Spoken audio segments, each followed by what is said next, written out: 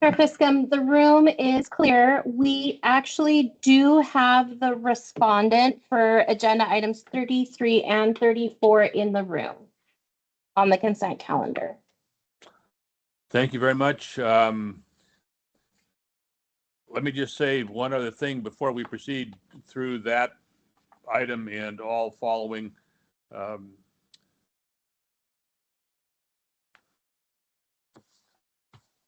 Given our long agenda today, which you're aware of, we have already asked respondents, alerted them in advance, and will hold them to this, to hold their comments to 3 minutes each. As I said, each of the respondents has been alerted to this in advance, so our staff will keep the time. And as the 3 minutes expires, what I would intend to do in a respectful and deferential way is interrupt the respondent and ask that person to close as quickly as possible.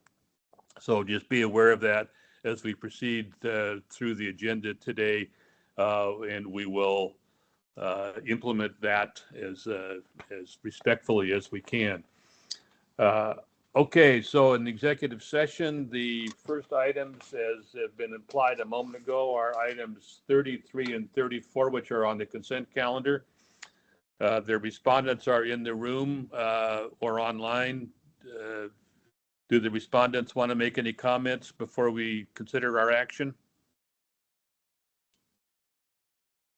Who's online? Again, remind me, is it Ms. Clark and others, or just Ms. Clark? Thank you. Ms. Clark, welcome. We're going to proceed to action unless you choose to make a comment to us. Thank you very much. I understand that Bob Steringer is representing the Alliance board members. All right, Director. Right, but we're Ms. talking Clark. first. Yeah. This is the City of Kaiser issue, not the next one on the agenda. So for the City of Kaiser issue, Mr. Steringer is not involved to my knowledge. So we're going to proceed with the two items involving you, Ms. Clark, if that's okay with you, and then we'll proceed to the Mid-Valley Homeless Alliance next. Oh, I'm confused. So I don't have the agenda in front of me with just the numbers. The City of Kaiser one is relative to, can you give me the title, please? Director, please. Yes, Ms. Clark and commissioners, there were 2 complaints filed against Ms. Clark alleging public meetings law violations involving the City of Kaiser, but both of those complaints, the person who filed them did not indicate that they had satisfied the grievance process. And under our procedures, if someone files a complaint with us but didn't do the whole grievance process with the city, the complaints are put on the consent agenda for dismissal by the commission. So there are no reports. They're simply put in front of the commission, and the commission dismisses each of those complaints. Thank you for the clarification. I have no comment at this time. Thank you, Ms. Clark. The next move is for the Vice Chair to make a motion relative to items 33 and 34. Please proceed. Thank you. I move that the commission approve the executive session consent calendar as presented. Any comments? Is that motion adequate, Director? Yes. Thank you. The administrator will call the roll. Items, do we need to do them separately, Commissioner, the Director? Together? One vote is fine. One consent calendar. Okay, the administrator will call the roll. Items 33 and 34, the consent calendar. Please call the roll.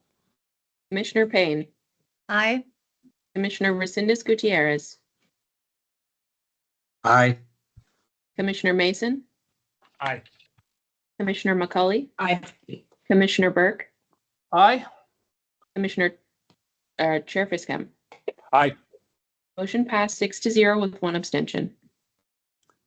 Thank you. Colleagues, let me just mention how we intend to proceed from now on after 33 and 34. What we hope to be able to do is to consider groups of cases together. However, the eventual vote will have to occur on each individual item within that case. So group number 1 will be items 35 through 43. Group number 2 will be items 44 through 49. Group number 3 will be items 50 through 65. So as we enter and exit folks in this situation, it's going to be a little complicated, frankly, but that's just the way life is for us today. So that said, we will proceed now to consider on a preliminary review, the reports or preliminary review relative to items 35 through 43.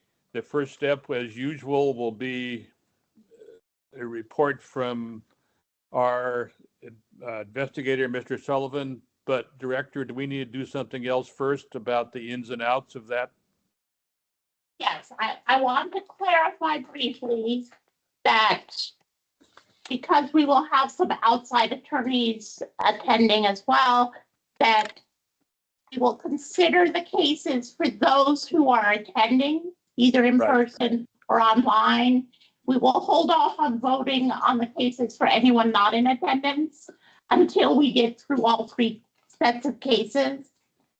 And it is simply because we don't have waivers from those not attending for the various attorneys to hear their particular vote. So the first step will be for us to consider items, in fact, 35 through 39, where we have individuals who have registered on Teams to sign up to speak to us. Is that accurate? 35, 37, and 39. 39 is no longer attending. Okay, 39 is out. 37. The Alliance itself has asked if they could have their attorney, Bob Seringer, who does not represent people individually, but represents the agency, to attend and explain the agency's perspective in all of this. So the 3 individuals who my records show would be there would include Mr. Goins, Mr. Dixon McDonald, and Ms. White. Is that accurate? Ms. White is not attending now. Okay. So Mr. Goins and Mr. Dixon McDonald, this is Dave Fiscum, the chair of the commission. Can you hear me? We haven't let anyone in yet. Hold on a second. The attorney. I know. We need to get them in the room and get the attorney in the room. Yes. Hold on 1 minute. We're trying to get in touch with Mr. Dixon McDonald. We're going to let Mr. Goins in the room now. Okay. Mr. Was over here a minute ago. I think he did say he had some other things going on, so Yeah. maybe popping in and out. Yes. Okay, so at the moment, Mr. Goins is in the room and we're trying to reach Mr. Dixon McDonald. Is that right? Attorney Bob Steringer. Right. We're trying to reach Mr. Steringer, or is he in the room? He's just joining now. Thank you.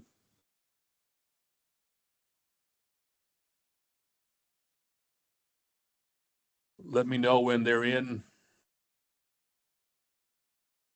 So Mr. Steringer has joined us. Mr. Goins has joined us. We're still waiting on the other. Shall we proceed, Director? I think it would be helpful to proceed. Okay, thank you very much. Mr. Steringer and Mr. Goins, can you hear me? Yes, thank you, Chair Fiscum. Both of you, Mr. Goins, can you hear me? Yes, I sure can. Thank you very much. Let me just make a comment. The first thing we need to do, Mr. Goins, is to ask you to give us an audible answer to this question. Are you waiving confidentiality for the consideration of this issue? You're not technically represented by Mr. Steringer, but he represents a broader array of folks who are involved in this. So as long as you're waiving confidentiality, we'll proceed. Mr. Goins, can you audibly respond, yes or no? Yes. Thank you very much. I appreciate that. Sorry for the complexity of these proceedings. It's the way for us life is. The first I step in understand. this matter, as always, is to hear a report, and we're going to be considering, Director, help me, items 35, 37, and 39 as a group, even though eventually when we vote, we'll vote individually. Is that right? Actually, since only Mr. Goins is here, we are only considering 35, and Thank then we you. will vote on the others later. I appreciate that distinction. That's helpful. Thank you very much. I should have understood that at the start. Our investigator in this matter is Mr. Josh Sullivan. Mr. Sullivan, please proceed. Yes, thank you, Chair Fiscom and Commission. This is Investigator Josh Sullivan for the record. This is a set of complaints against the members of the Mid-Willamette Valley Homeless Alliance Review and Recommendations Committee. The complaint in this case alleges that the Alliance R&R Committee members violated Oregon Public Meetings Law when it held meetings in private. The information indicates that the R&R Committee was appointed by the Alliance Board to score applications for funding and create a prioritized list for the Alliance Board. The R&R Committee separated into two subcommittees, and each subcommittee met to complete interviews and review applications. The information shows that the R&R Committee evaluated and scored applications, ultimately preparing recommendations to the Board of Directors on which projects should be prioritized. It appears that the R&R Committee operated outside of public meetings, gathering information and interviews to inform their decision and deliberating toward a formal recommendation. Additionally, the information indicates that a staff person acted as a go-between among individual R&R committee members by collecting and tabulating individual scores to create an overall prioritized list, and by convening through an intermediary. These meetings were not held in an open session of a public meeting. Based on the information available in this preliminary review, there appears to be a substantial objective basis to believe that the R&R committee may have met in private for the purpose of deliberating, failed to provide public notice of their meetings, and failed to take meeting minutes, violating Oregon Public Meetings Law. The recommendation is to move this case to investigation. Thank you, Mr. Sullivan. Colleagues, as you know, the second step in our process is for us as commissioners to ask questions of our investigator. Are there any questions in light of the report you've just heard? For the moment, hearing and seeing none, the next step in our process allows those appearing before us to make any comments they choose to make to us. Mr. Sterringer, I will turn to you first. Thank you as always for joining us today. Please make your comments. One other thing you may know by now, because of the length of our agenda today, we're trying to hold comments by each respondent to 3 minutes. So we would appreciate if you would attempt to observe that. Thank you for being with us. Please proceed. Thank you, Chair Fiscom and members of the commission. We do appreciate the opportunity to share some additional thoughts with you on this matter and the other matters today. And to be brief, let me just highlight the main points that I hope the commission will take away in making the decision that it needs to make today. First, I want to emphasize that the context of the decisions that were made in connection with the noticing of meetings at this time of the Homeless Alliance and the ORS 190 entities existence and what was going on at the end of 2024 and into the beginning of January was this is a very lightly staffed entity.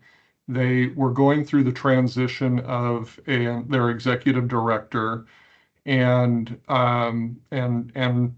frankly, they were understaffed at a time when these meetings were occurring.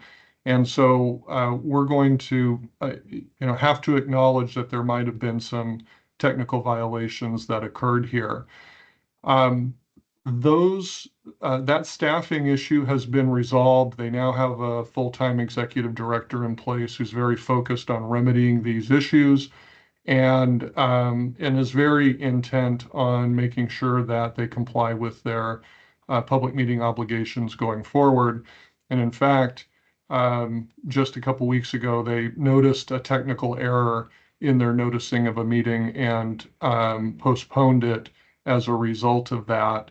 I know that they've also been in touch with Executive Director Myers to schedule their formal training to have that tailored to their specific needs.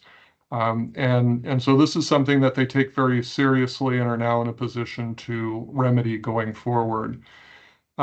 Specific to this case, this of the three, I wanted to emphasize that there is a distinction between these two, what have been identified as subcommittees. And 4 of the individuals before you are individuals that were part of a youth committee that is made up of homeless youth who participate in the process with this entity to provide input. But as the review indicates, the commission did not make decisions that were based on their input. And because of their specific circumstances, if the commission decides to go forward at all, we'd really ask that you consider not taking action against these 4 homeless youth who had no responsibility for the noticing obligations here and who are already in tenuous life circumstances. And frankly, this is a responsibility that should have been taken on by the entity and not them. I know my time has already run out. I do appreciate having the time that you've given me. Mr. Sterringer, thank you very much for your remarks. As always, we appreciate your attendance here and your remarks. Thank you for living within the 3 minutes, more or less. We appreciate that sensitivity on your part. Before we ask you, decide if we have any questions for you, Mr. Sterringer and Mr. Goins, I want to ask Mr. Goins first if he has any comments to make beyond what Mr. Sterringer said. Mr. Goins, please, if you do, state your name for the record and proceed. My name is Stephen Goins. I'm a Chief Operations Officer at Northwest Human Services. I did not prepare any comments. I was here to listen in.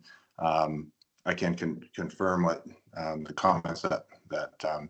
Sterringer said, but I'm happy to answer any questions you may have. Thank you, sir, for being with us today. Now is the time in our process, colleagues, for us to choose to ask any questions of those who have appeared before us. I'm looking to see if there are questions you would like to ask of Mr. Sterringer and or Mr. Goins. I have just one. It's a friendly request, Mr. Sterringer, for you to identify again for us those individuals who you've described in a certain sense as not being involved directly and living in your word, I think properly so, perhaps with tenuous circumstances. Can you identify those names for us? Is that appropriate, Director, for me to ask that question? Yes. Thank you. Please proceed. Thank you. So those individuals are Ahana Robb, R-A-B-B, last name, River Woods, W-O-O-D-S, Mara Gutierrez, and Samantha Nelson. Thank you, Mr. Sterringer. That's helpful for me. Any other questions for our witnesses, colleagues? Okay, the last step in our 5-part process is to discuss what actions to take, if any, as a commission, and now is the time for that discussion. And we really only have one issue before us, that issue number 35 involving Mr. Goins. I'm happy to have discussion now on what action you think we ought to take at this moment. Colleagues, please proceed. To anybody can raise questions or ask questions.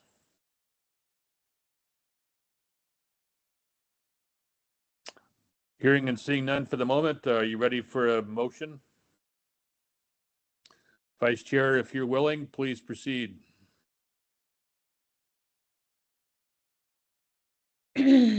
I hereby move that the commission find that there is a substantial objective basis for believing that Stephen Goins may have violated ORS 1926301, ORS 1926330 subsection 2, ORS 1926440 subsection 1, and ORS 1926550 subsection 1, and that the commission should investigate accordingly. Thank you for the motion. Colleagues, any comments on the motion before us? Hearing and seeing none, the administrator will please call the roll. Item 3.5. Commissioner Resendez Gutierrez, Aye. Commissioner Mason, Aye. Commissioner McCully, Aye. Commissioner Burke, Aye. Commissioner Thompson, Aye. Commissioner Payne, Aye. Chair Fiscom. Aye. Motion passed 7-0. It strikes me that this is the kind of issue before us that could result, Mr. Sterringer and Mr. Goins, in a letter of education. I want to express my appreciation for your indication that you've already sought some training on the issues before your entity. That's a helpful piece of information for us as we try to help you surmount the public meetings law. So thank you for being here. The director, is the procedure now to move to the second batch of items, or do we go through the other items on this particular batch? No, we will move to the second batch. Mr. Sherringer will stay put.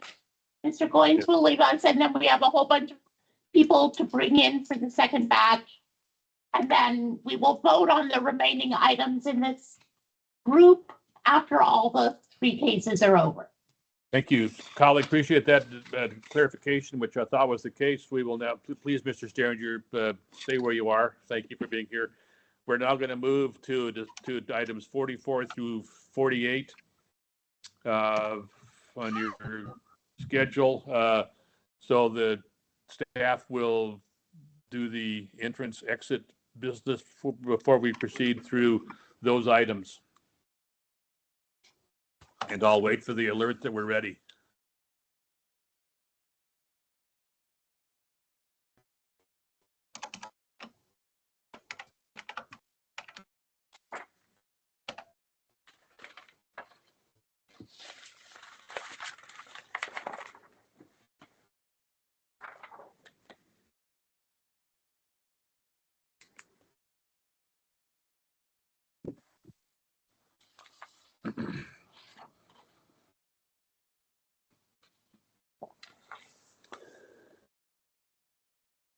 And just as the process moves forward, I think Director Hefner and Ruth Sylvester are going to be aware that what we will need at the proper moment is all of the individuals who will be in the room and online before we proceed. So I'll just wait for that heads up from you. Thank you. Thank you for the pause, Chair. We're almost ready to give you that update. Thank you. I believe we're ready. I believe that we're ready now. So, Chair, we do have respondents, 44 online, 45. Chris Hoy, 46 is in the room. Attorney for respondent 47, Steve Elzinga is in the room. 49 is in the room. The attorney for 49, Keith Bauer, is in the room, as well as respondent 49. And number 48 was not, had no response earlier. That is correct. Okay. Thank you for those who have joined either in person or online. For the record, my name is Dave Fiscom. I'm the current chair of the Oregon Government Ethics Commission. We're going to proceed through items on our agendas 44 through 48 in a quote batch, unquote, my word, not a legal word. And we have a process for doing this. First, so what I need to ask of all of the individuals in the room now whose names I've been given, I'm going to read a statement for you about confidentiality given our legal process for executive session. In addition to the respondents who have joined us, we have an attorney or attorneys present. Our default is to hear these cases together in a group, but we also want to make sure those respondents who are present are okay with waiving confidentiality so that the attorney or attorneys present can remain and participate in the executive session as we consider this group of cases. So if that's understood, Mr. Gordon, I need you to audibly indicate that you will waive confidentiality. I do waive confidentiality. Thank you. Ms. Clark, I would need an audible answer for you. Do you waive confidentiality? I do waive confidentiality. Thank you. Mr. Hoy, I know you're in the OGEC offices. I need an audible comment from you about waiving confidentiality. Yes, I waive confidentiality. Director, do I need to make the same request of Mr. Elzinga and Mr. Bauer? Yes. Mr. Elzinga, welcome back to see us again. I need to ask you for an audible answer. Do you waive confidentiality? Yes. Thank you. Is Ms. Bethel here? No No. response, so she's not No. online. Mr. Bauer, thank you for being with us today, and I need an audible response from you about whether you will waive confidentiality. Yes, Chair Fiscom, I will waive confidentiality. Thank you, Mr. Bauer. Ms. Slama, are you in the room? I Online? am virtually. I'm online. Thank you very much, Ms. Slama. It's good to hear from you again. I need an audible answer. Will you waive confidentiality? Yes, Chair Fiscom, I will waive confidentiality. Thank you. Thank you. Our process is fivefold today, colleagues and respondents. As we proceed through these items, we will hear first a report from our investigator, who is Mr. Andrew McIntyre. We as commissioners may have questions for him. We'll then turn to you to make responses you choose to make to us. Just a quick parenthetical there. For the length of our agenda today, we're going to ask you to hold your comments when the time comes to 3 minutes. When you reach that time, respectfully, I will ask you to close if you can. We'll then ask you questions if we have any, and then we'll move toward a decision on the commission's part. All of that said, our first number one point here is to hear a report from our investigators. So Investigator McIntyre, please proceed. All right, thank you, Chair Fiscom and Commission. This is Andrew McIntyre for the record. Case numbers 44 through 49 are related to the December 3rd, 2024 meeting that was held by the Mid-Willamette Valley Homeless Alliance Executive Committee.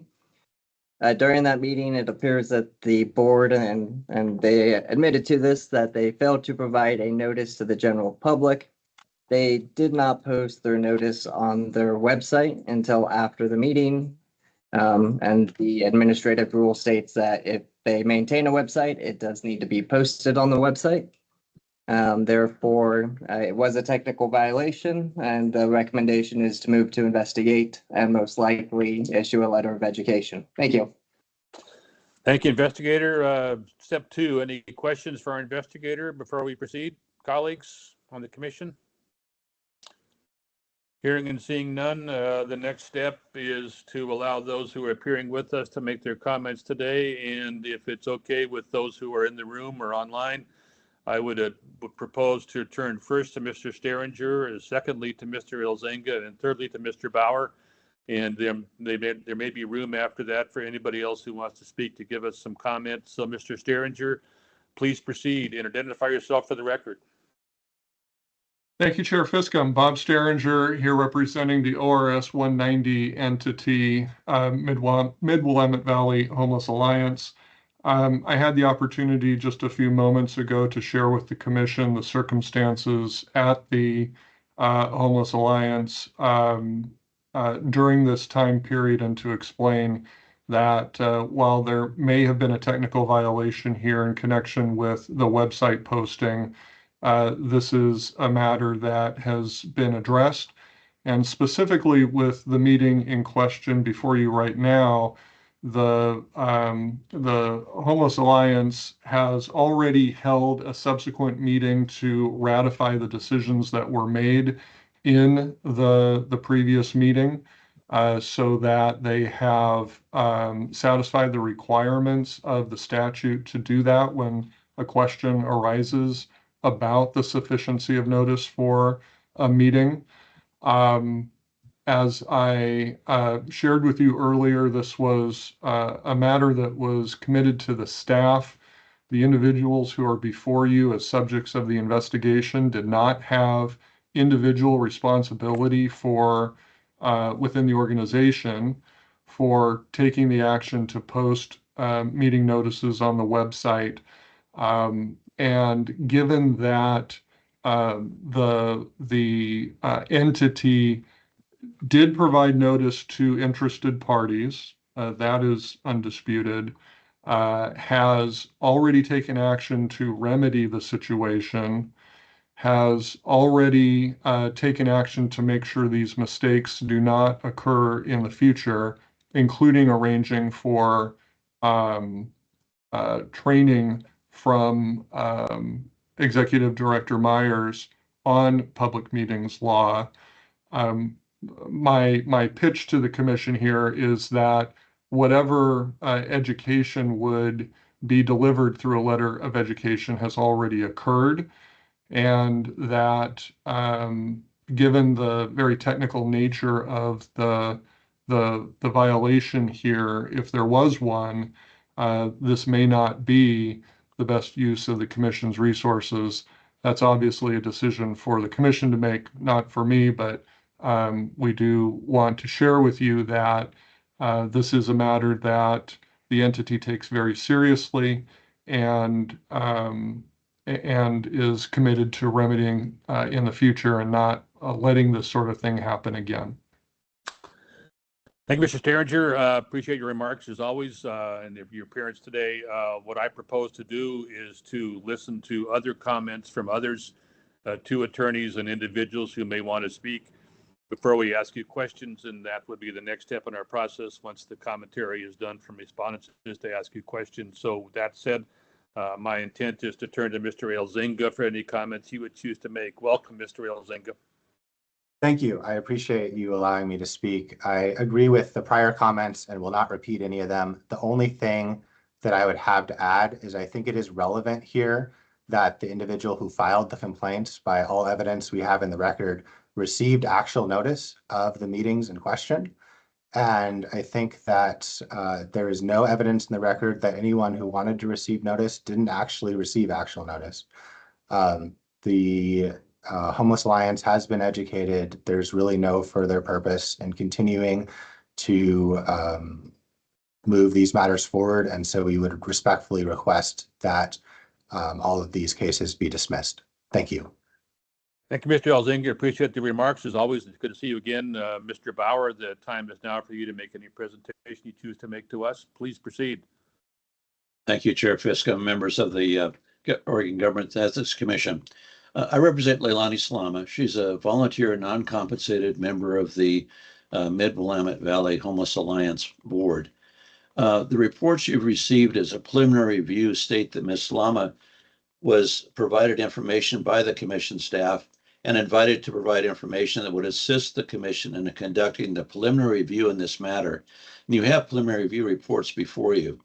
However, more importantly, Ms. Slama was not provided due process in this matter and an opportunity to respond to investigators prior to the preliminary review reports that you received. I presume you received copies of all emails exchanged between the Oregon Government Ethics Commission staff and any address purported to be an email address of Ms. Slama. Initially on December 26, 2024, the Oregon Government Ethics Commission staff sent an email to, and this was the email address, news@salemhealth.org, which stated as follows. The Oregon Government Ethics Commission is attempting to reach Leilani Slama regarding an important matter. However, we are unable to locate any direct contact information for her online. Please reply with a current email, phone number, and mailing address where she can be reached. If you have questions, please feel free to reach out to the contact information below. Thank you for your prompt attention to this matter. Well, this email address, as I noted, was to news@salemhealth.org. It's an unmonitored email address. And clearly the commission staff knew where Ms. Slama worked, but they didn't reach out to her directly or call Salem Health to speak with her to get her information. Fortunately, there was a staff member, and this email was sent at 4:16 p.m. on December 26, 2024, the day after Christmas. But fortunately, a staff member happened to just, perchance, look into this email box and see this message. Ms. Slama promptly the next morning responded and gave her correct email address and phone number and information requested. However, the the staff mistakenly possibly entered a wrong email address, because finally on February 27th, 2025, just a few days ago, an Ethics Commission investigator wrote to Ms. Slama and stated, quote, "I have forwarded a copy of the original email that was sent at the time the case was opened. I do notice the email address is different than this email address. It should be further noted, and I presume you have in your files before you today, letters from the Ethics Commission to Ms. Slama addressed to 890 Oak Street Southeast, Salem, Oregon. That is the correct mailing address. However, the Ethics Commission staff never mailed the letters to her by the Postal Service. They only sent them to an erroneous email address." And I guess we're only here on the first complaint, which is the December meeting, and I'll address the other meeting later in further comments. But Mr. Bauer, so sorry to interrupt you, and respectfully, I would ask you to try to bring your comments to a close as quickly as you can. Thank you. I will. Just quickly, with respect to the education, and I join in the comments made by the other two attorneys. There is, and I presume in your packet, a standard work where the staff is to send out notices. That clearly meets the open meeting law requirements with respect to timing and notice. And so I would agree that I don't think education needs to be made. The board members were aware of the responsibilities, but they delegated it to staff. And there's no intention on the part of any board member, particularly Ms. Slama, to have misled folks. I just would note that Ms. Slama was informed that she could not have legal counsel today by an investigator. However, I really thank your executive director at the Oregon Ethics Commission for correcting this and allowing me to appear today on behalf of Ms. Slama. Thank you, and I'm sorry I'm out of time. Thank you for being here. We've heard from the three attorneys involved in one or another in this, and I appreciate their comments and their willingness to attend online or in person. My intent is to give the individuals now before us a chance to make comments. I will hold off on questions for either the attorneys or them until we hear all the comments, and I will just simply go in the order. I have their names on my agenda. Mr. Gordon, do you have any comments to make? Just very briefly, I appreciate the comments of the attorneys.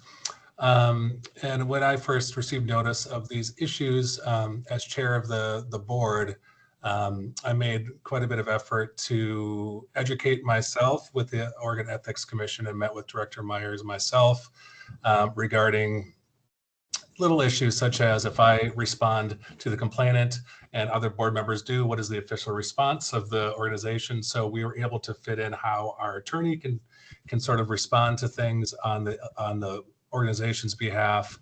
And I say this just to reiterate that our good faith efforts to really understand process and what's expected of us, and then also to protect and educate our new staff at the Alliance.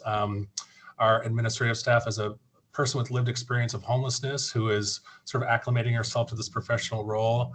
And also we have quite a few committees who would be subject to the public meeting laws, which include people with lived experience, youth, and the like. So trying to translate some of this very legal sounding communication from OGEC to the various constituencies in our organization, which is really tailored to address and prevent homelessness in our area in ways that do not sort of alienate them and have them remove themselves from participation in the Alliance. It's been a lot of work, but it's been very informative.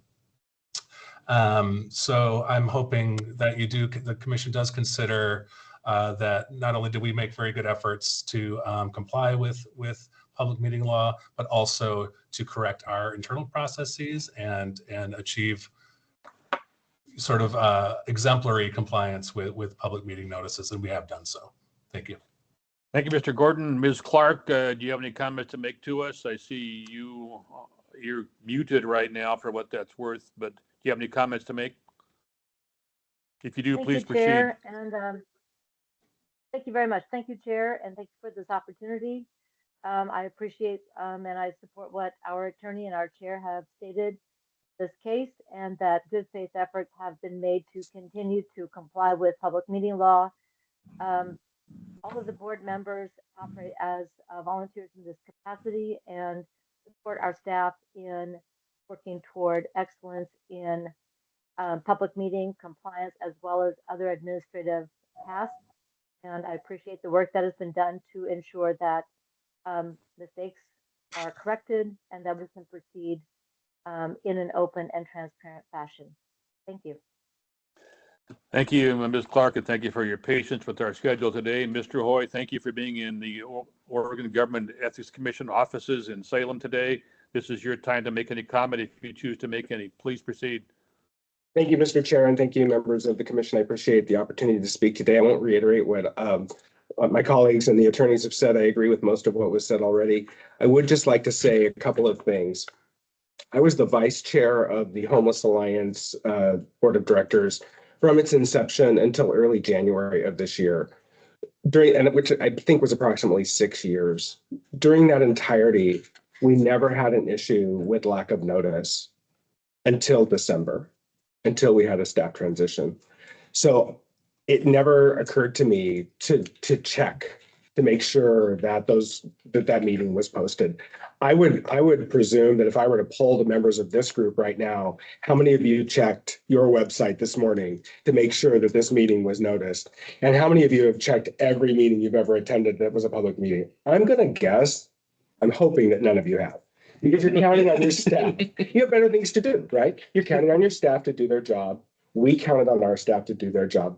We're guilty of the same behavior that you are guilty of. The difference is your staff didn't make an error and ours did. And the reason I bring this up in this way is as Mayor Clark mentioned, I think Ms. Slama and others, I was a volunteer mayor of Salem, of the city of Salem, Oregon. People often don't realize that. We're the second largest city in the state capital, and I was a volunteer, didn't receive 1 penny in compensation. I was a volunteer member of this board. We have people who have experienced homelessness on our board. We have a variety of members of the community on our board. And I worry that processes like this I can take it. I can be here and understand. I understand the process. I'm one of those weirdos that reads your website and looks through your minutes occasionally because I like to be aware of the ethics laws. I love our open meetings laws and our ethics laws. I support them fully. This was not an attempt to flout the law. This was a clerical error, and the individuals had no ability other than if we had seen it to maybe talk to the person, because we don't have even the ability to direct staff as individuals. I can't direct a staff member. Our board as a collective can. We would have had to hold a meeting to be able to direct staff. So I couldn't have even directed them. I would have suggested, of course, like, hey, you might want to get that notice out or we need to cancel this meeting. Because in fact, 2 weeks after this meeting that we're talking about, we had a meeting scheduled and there was a concern that we hadn't made proper notice. You know what we did? And it was before this complaint had been made. We canceled the meeting because we wanted to make sure the proper notice had been, because we honor those laws and we always have. This is simply a clerical error. And I really would rather that you just dismiss it rather than giving us a letter of education. I don't think a letter of education would serve any additional purpose. We all understand and appreciate the law and appreciate your role. And I thank you for your time. Mr. Hoy, thank you. You abided by exactly 3 minutes for what that's worth. And just for the record, in case you wonder, I did look this morning to see that our meeting was noticed. So I apologize for that clarification. Thank you, Mr. Chair. Thank you for being here. Ms. Slama, this is now your chance to make any comments you choose to make to us. Identify yourself for the record if you choose to do so, and please proceed. Chair Fiscum, this is Leilani Slama. I have nothing to add that my colleagues and the attorneys haven't already stated. Thank you. Thank you for joining us today. Colleagues on the commission, I think that's all of those who would testify before us on this matter today. The next step is for anybody on the commission to ask questions of these respondents, these persons who have testified. I'm looking for questions from anybody right now. A question, Mr. Chair. Commissioner Thompson, please. More for staff and maybe Executive Director Myers. My understanding is that state law, not Ethics Commission rules, but state law puts the onus on individual members of a public body. Is that correct? That is correct. The public meetings law applies. All of the public meetings law are the responsibility of the governing body members. Right. So if somebody had a problem with that, the proper response would be to talk to their legislator about that. Yeah. And yes. some of us may agree with that. But I understand that we're kind of in a bind here because the state law is rather clear and whether we agree with that or not. But at the same time, I am, Mr. Chair, extremely pleased to see the steps that this group has taken to correct the issue. And so while I understand where what the direction the law points at, I also think that, within our discretion, I think they've done good work to comply. So I'm tempted to not pursue this further. Thank you, Commissioner. I'll look first for any other comments or questions from my colleagues before I make one other comment. Colleagues, anything? Commissioner Payne has a question. I don't see her hand yet for whatever reason. My screen's not big enough. Vice Chair Payne, please. Thank you, By the Chair. way, my screen is not big enough to see your picture on the screen. Please understand that. Please proceed, Vice Chair. No problem. Thank you. I do appreciate Commissioner Thompson's comment. I just want to harken back to our conversation during the public meeting work session this morning about having a record of violations. And I do think that I would lean towards moving this to investigation, because although I do really appreciate the steps that have been taken here to cure the violation, and I think our discussion about technical violations, I think that the efforts to cure here go more towards the penalty matrix. And I think that it's important to have the record and to have a record of a letter of education in this case. And so I am leaning towards a motion to investigate for the reasons that we discussed during our work session this morning. Thank you, Vice Chair. Any other comments from colleagues as we decide how to proceed today? I guess my comment would be first that probably relating back in one sense to our work session is I wish that the commission had the option, which it does not now have, to issue a letter of education as a result of a review before moving to a quote investigation unquote before having the option of doing a letter of education. I want to applaud those who have appeared before us today about their willingness to be here and to share candidly with us. Secondly, I think that to the extent there was a mistake, that's been remedied. So I have some mixed emotions about how to proceed in this. I wish we had a different way to achieve the Vice Chair's comment about a record. Perhaps we can just ask our staff to make sure that if we were to dismiss, which is my first instinct here in this case, that we do create a record of that can go forward, even if it's not a formal decision and a review to investigate. I think the bottom line for me is that the alleged violation, the problem has been remedied by the action of those who've appeared before us. I'm open to any other comments from my colleagues before seeking a motion. Director, please. Please. I did want to clarify for the commission and respond to the issues raised by Mr. Bauer in terms of due process and notice. And I agree with him that I think things could have been handled better. To clarify, the process internally is that when a complaint is filed, we have 2 days, only 2 business days, to make the determination of whether it falls in our jurisdiction and to open the case and to notify the respondent. So when these complaints came in, as you know, right around the holidays, efforts were made that I think the whole situation with the Alliance may have contributed to. We did reach out to the former executive director and tried to get all of the correct contact information for all 35 odd respondents we have here. And it was difficult to get that information. I do think, however, we are trying as staff to improve the process and eliminate any unexpected issues like arose here with Ms. Lama. Thank you, Director. Any further comments from colleagues, either to the Director, to Mr. McIntyre, our investigator, or to those who've appeared before us, or rather than that, discussion from commissioners about how to proceed today? Hearing and seeing none at the moment. Oh, Mr. Bauer, please, one last comment from you. If I just could, and I thank you for the executive director's comments for the commission.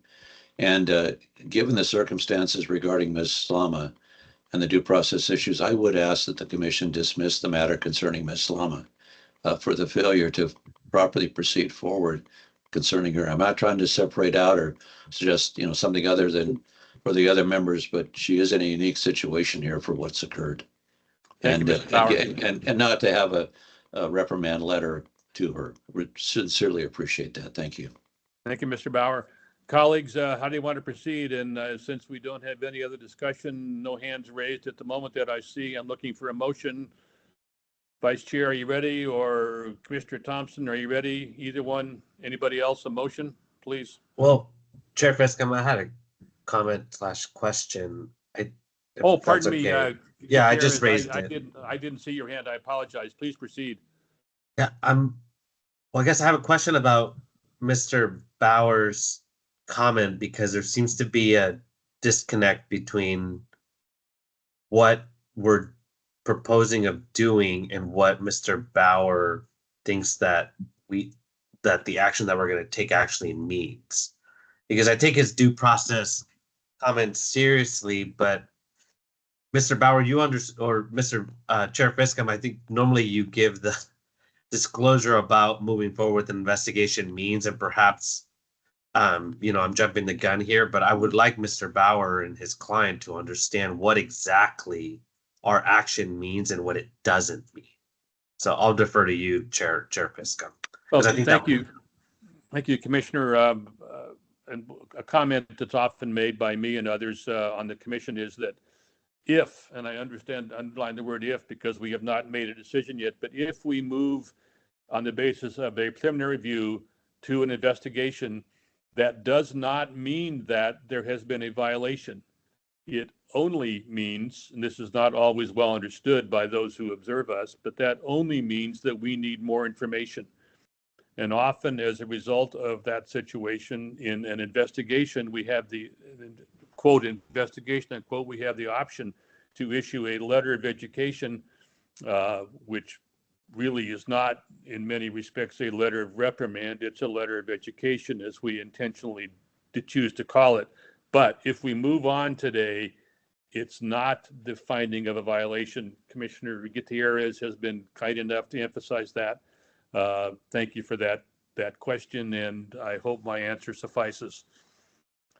Colleagues, any other questions about how to proceed or a motion? I'm looking for one either from any of my colleagues. Vice Chair Payne, please. I'm happy to make a motion unless somebody else is chomping at the bit.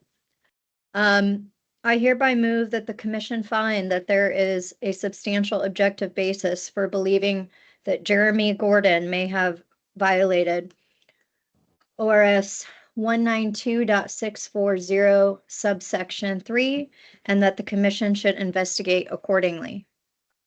Thank you, Vice Chair. And it's a good point to emphasize that this action should, if we take it, whatever the vote is, applies to item 44 on our agenda involving Mr. Jeremy Gordon.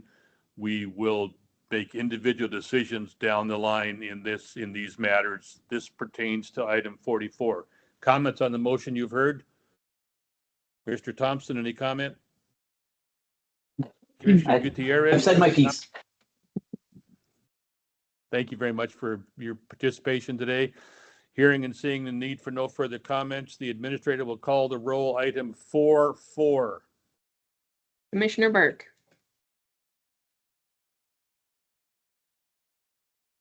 Commissioner Burke? Yep, I'm here. Aye. Commissioner Thompson? No. Commissioner Payne? Aye. Commissioner Resendez Gutierrez? Aye. Commissioner Mason? Aye. Commissioner McCulley? Aye. Chair Fiscom? Aye. Motion passed 6-1. Thank you, Mr. Gordon, for being with us. Please understand that, what I said earlier, is that we have not found there to have been a violation. We are only expressing a need for more information. The likely result of this, without officially predicting it, is a letter of education to you. But thank you for your participation today. Director, are we allowed to proceed straight to Ms. Clark's issue on item 45? Yes. Looking for a motion, Vice Chair, item 45 involving Ms. Kathy Clark. Thank you, Chair. I hereby move that the Commission find that there is a substantial objective basis for believing that Kathy Clark may have violated ORS 192.640 subsection 3, and that the Commission should investigate accordingly. Thank you, Vice Chair. Any questions about the motion you've just heard? Hearing and seeing none, the Administrator will call the roll. Item 45. Commissioner Payne. Aye. Commissioner Resendez Gutierrez. Aye. Commissioner Mason. Aye. Commissioner McCauley. Aye. Commissioner Burke. Aye. Chair Fiscum. Aye. Motion passed 6-0 with 1 abstention. Thank you. The next, looking for a motion, Vice Chair, item number 46, involving Mr. Chris Hoy. Please proceed. Thank you, Chair. I hereby move that the Commission find that there is a substantial objective basis for believing that Chris Hoy may have violated ORS 192.640 subsection 3, and that the Commission should investigate accordingly. You've heard the motion. Any questions, colleagues? The Administrator will call the roll. Item 46. Commissioner Payne. Aye. Commissioner Resendez Gutierrez. Aye. Commissioner Mason. Aye. Commissioner McCauley. Aye. Commissioner Burke. Aye. Commissioner Thompson. No. Chair Fiscum. Aye. Motion passed 6-1. Thank you, colleagues. We'll now move to item 49 involving Ms. Leilani Slama. Vice Chair, please. Chair Fiscum, item 47. Can we discuss that even though she wasn't with us? Her Yes, attorney because was. Attorney was present. Attorney was present. Pardon me for that. We will now consider item 47 involving Ms. Danielle Slama, Bethel, having been represented by Mr. Elzinga. Item 47, Vice Chair.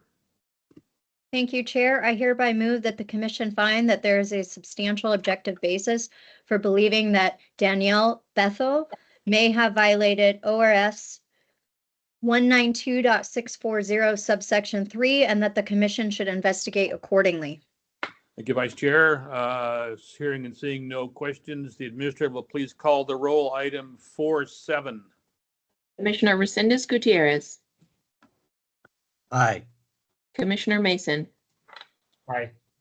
Commissioner McCauley. Aye. Commissioner Burke. Aye. Commissioner Payne. Aye.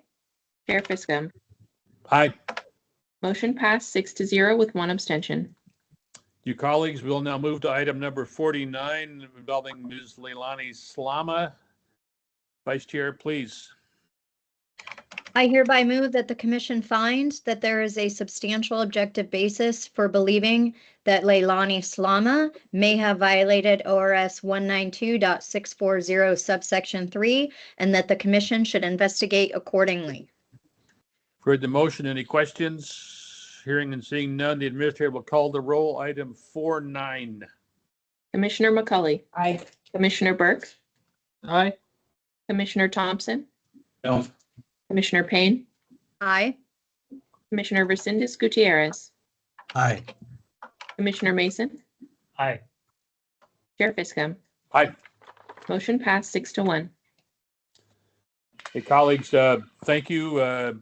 Those who have appeared before us, I want to thank you genuinely for your patience today with our schedule and for being precise and candid with us. That's always helpful to us.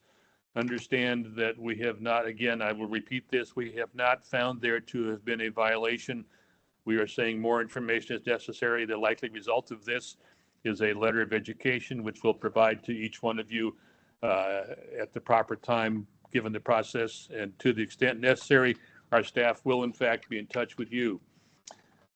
So, Director, Chair Fiskum, all of these people can remain in the rooms as we move to the third group. right, And then we have some additional people joining.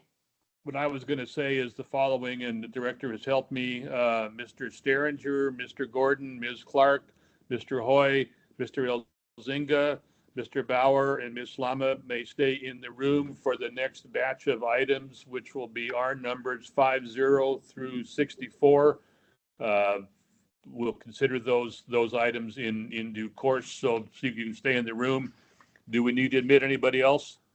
Yes, we're currently going to bring in respondent 53, who's going to be in person, and we're letting in number 55, who's going to be on Teams. Thank you very much. 555 on Teams, and what 53? I see. Okay. Yes. Thank you very much. Yes, those two are now in the room with us.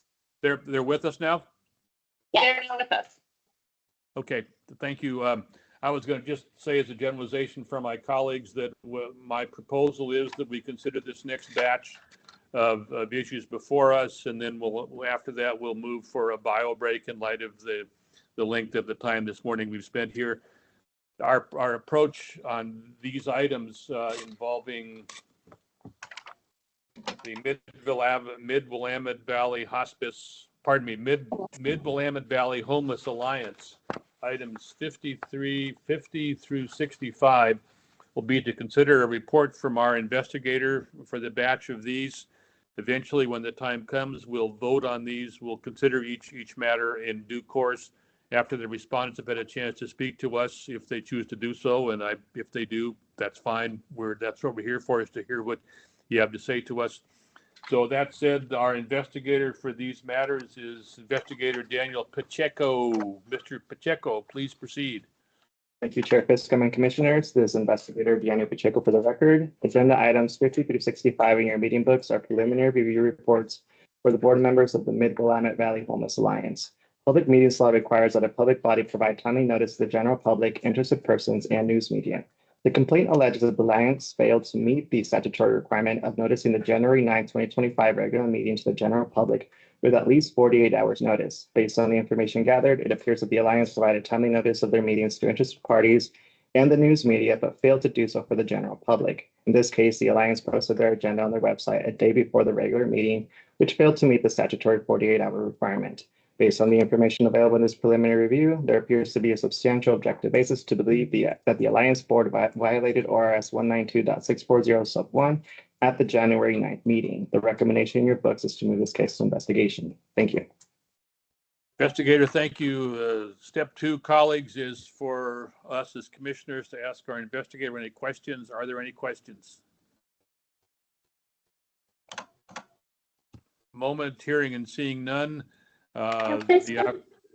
Please, is there a question?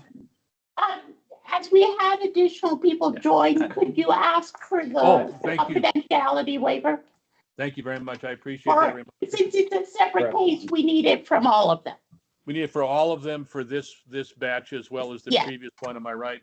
Okay. Yes. Help me with this. Those who are appearing before us today, the citizens, I'm going to read the following to you, and then I'll ask for your audible response person by person. In addition to the respondents who have joined us, we have an attorney or attorneys present. Our default is to hear these cases together in a group, but we also want to make sure those respondents who are present are okay with waiving confidentiality so that the attorney or attorneys present can remain and participate in the executive session as we consider this group of cases. So one by one, Mr. Gordon, are you okay? Do you waive confidentiality? I need an audible response. Thank you. Thank you, Chair. Yes, I do. Thank you. Ms. Clark, we've done this before, so I need an audible response from you if you waive confidentiality. Mr. Chair, I waive confidentiality. Thank you. Mr. Hoy, you've heard this before too, but I need an audible response from you about whether you waive confidentiality. Yes, I do. Thank you very much. Christopher Lopez, I think you're online. Can you hear me? He in the room. I'm present in the room, Chair. Oh, thank you very much. Mr. Lopez, my name is Dave Fiscum. I'll introduce myself to all of you at a better moment than this. My question for you is whether you waive confidentiality. Please respond audibly. Thank you, Chair. Yes, I do. Thank you very much. We'll next move to Ms. See just a minute. Ms. Nikki Varney, are you in the room or online? Yes, I am. I am here, Chair, and yes, I do agree. Thank you very much. I appreciate that. Ms. Slama, I know you're back with us for this item as well. Need your response. Do you waive confidentiality? Yes, Chair, I waive confidentiality. Thank you. Director, did I miss anybody? Yes, we need Mr. Elzinga to waive on behalf of his two clients. And Mr. Steringer does not need to do so. Is that right? No, just Mr. Elzinga because the two people he represents are not present. So he can waive on their behalf. And Mr. Bauer, no, because Ms. Slama is here, right? Correct. Mr. Elzinga, thank you for remaining with us. I need your audible response. Do you waive confidentiality? Yes. Thank you, sir. Okay, my approach today, I propose, is going to be the same as it was. Please. Just one moment, Chair. There we are. I did want to let you know, Chair, that we do have a member of the media joining, Hans Boyle from the, you remember? The Democrat Herald. The Democrat Herald. Sorry about that. Thank you, Mr. Boyle. Welcome to the executive session, which you're allowed to attend under Oregon law with the prescriptions I enunciated earlier. And I'll assume you already know what those are. Mr. Gilbert, do I need to read those again? No. Thank you. No, Chair. Thank you very much. Okay, my approach today is going to be the same as it was, which we'll hear a report from our investigator. In this case, we've heard the report from Mr. Pacheco. Now is the time for comments from those who appeared before us. I propose to do the same thing as I did in the previous batch, which is to hear first from the attorneys, Mr. Steringer, Mr. Elzinga, and Mr. Bauer in that order, and then we'll ask the individuals if they have comments to make. And again, as just an alert, we'll be holding you to 3 minutes each because of the length of our agenda today. That said, Mr. Steringer, it's your turn again. Thank you for remaining with us. Thank you, Chair Fiscum and members of the commission. Just for your record, Bob Steringer, representing the ORS 190 entity, Mid-Willamette Valley Homeless Alliance. We're here on a third meeting.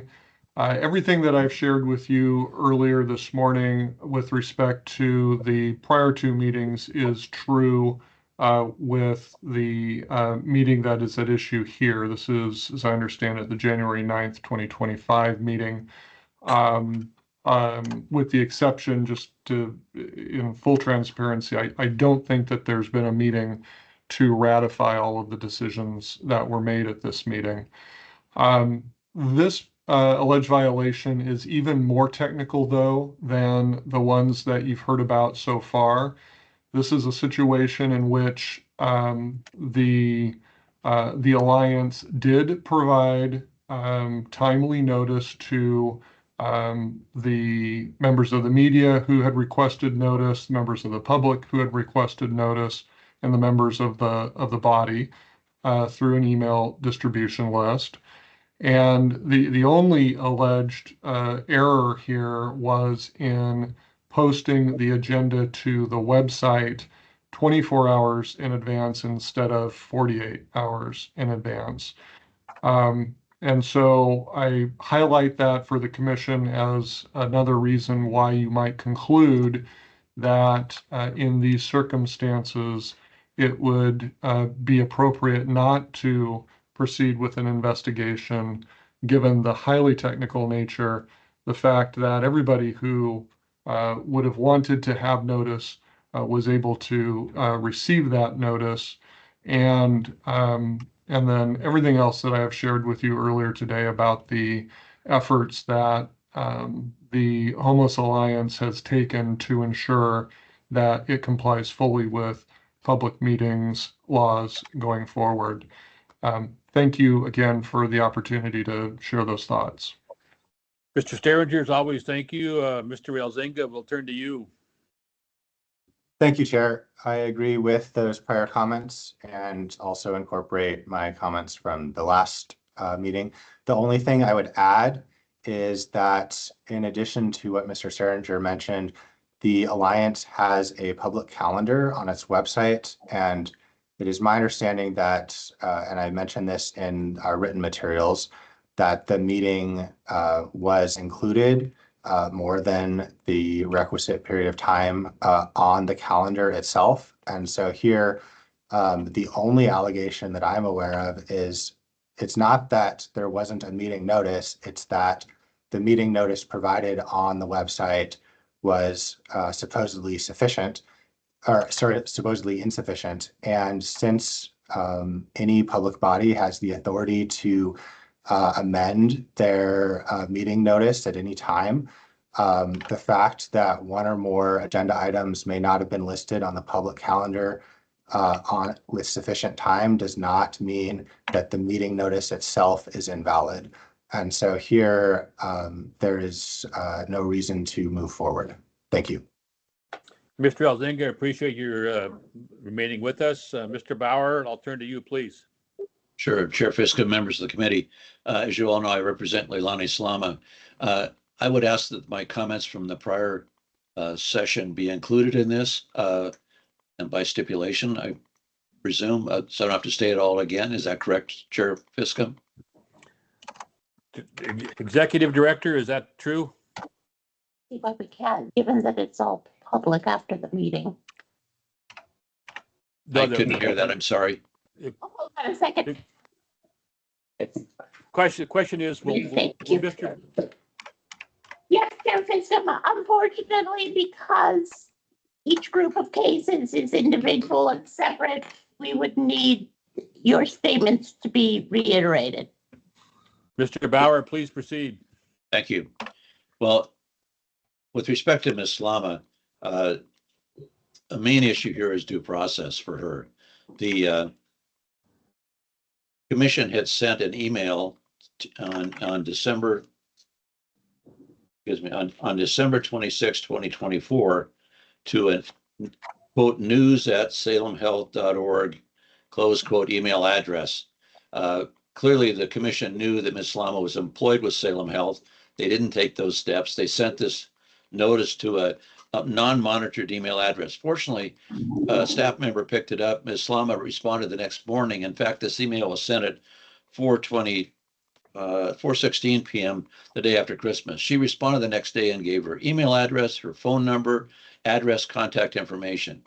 However, the commission somehow entered an erroneous email address, not the one Ms. Slama provided.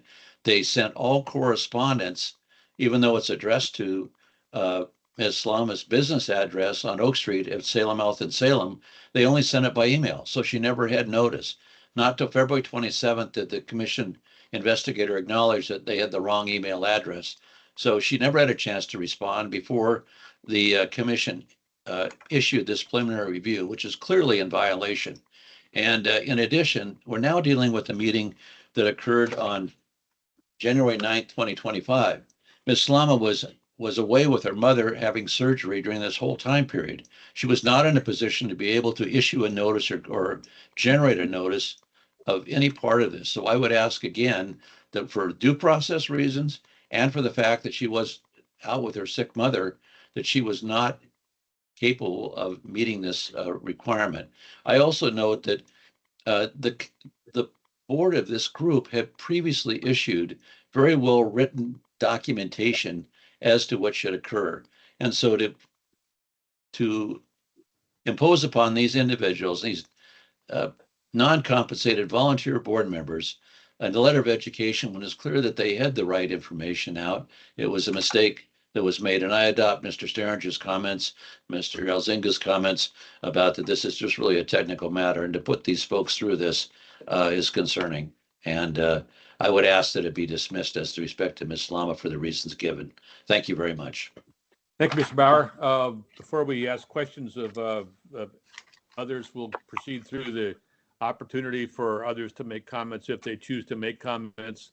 given the 3-minute limit on each. Mr. Gordon, do you have anything else to say on this matter?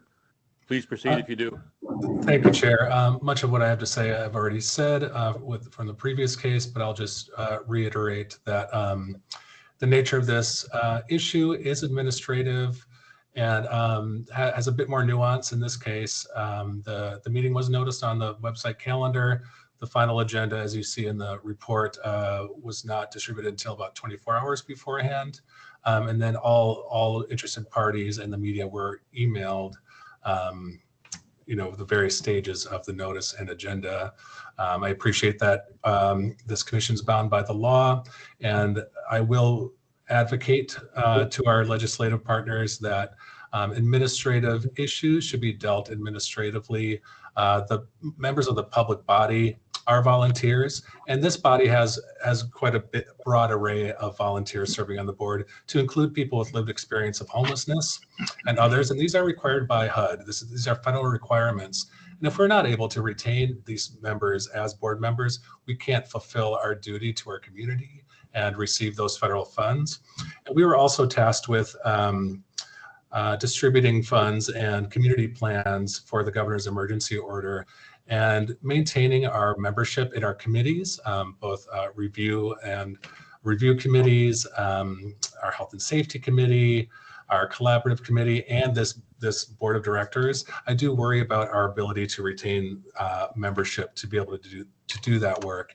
I understand also that the likely result is a letter of education, and it's not in your mind punitive, but that might not feel the same to somebody who has dealing with a lot of systems trauma and has reservations about engaging in this kind of committee work anyway. So I just want to put that out there as a caveat and something to say on the record, since we do have media in the room. I appreciate the fact that you are limited in your considerations, but I do think that this case in particular could be justified as a dismissal, both as it likely did meet the notice requirements, and also, again, we've been in constant communication with staff and have changed our processes. As I mentioned before, our new staff member tasked with distributing notices is somebody with lived experience of homelessness as well. And so it takes a bit more care and time to train them up. So I appreciate the commission's help with that and allowing me as chair to sort of intermediate some of those communications with staff as we correct and kind of solidify our practices. So with that, Chair, I will yield back. Thank you. Thank you, Mr. Gordon. Appreciate it. Ms. Clark, any further comments? Thank you, Chair, members of the commission.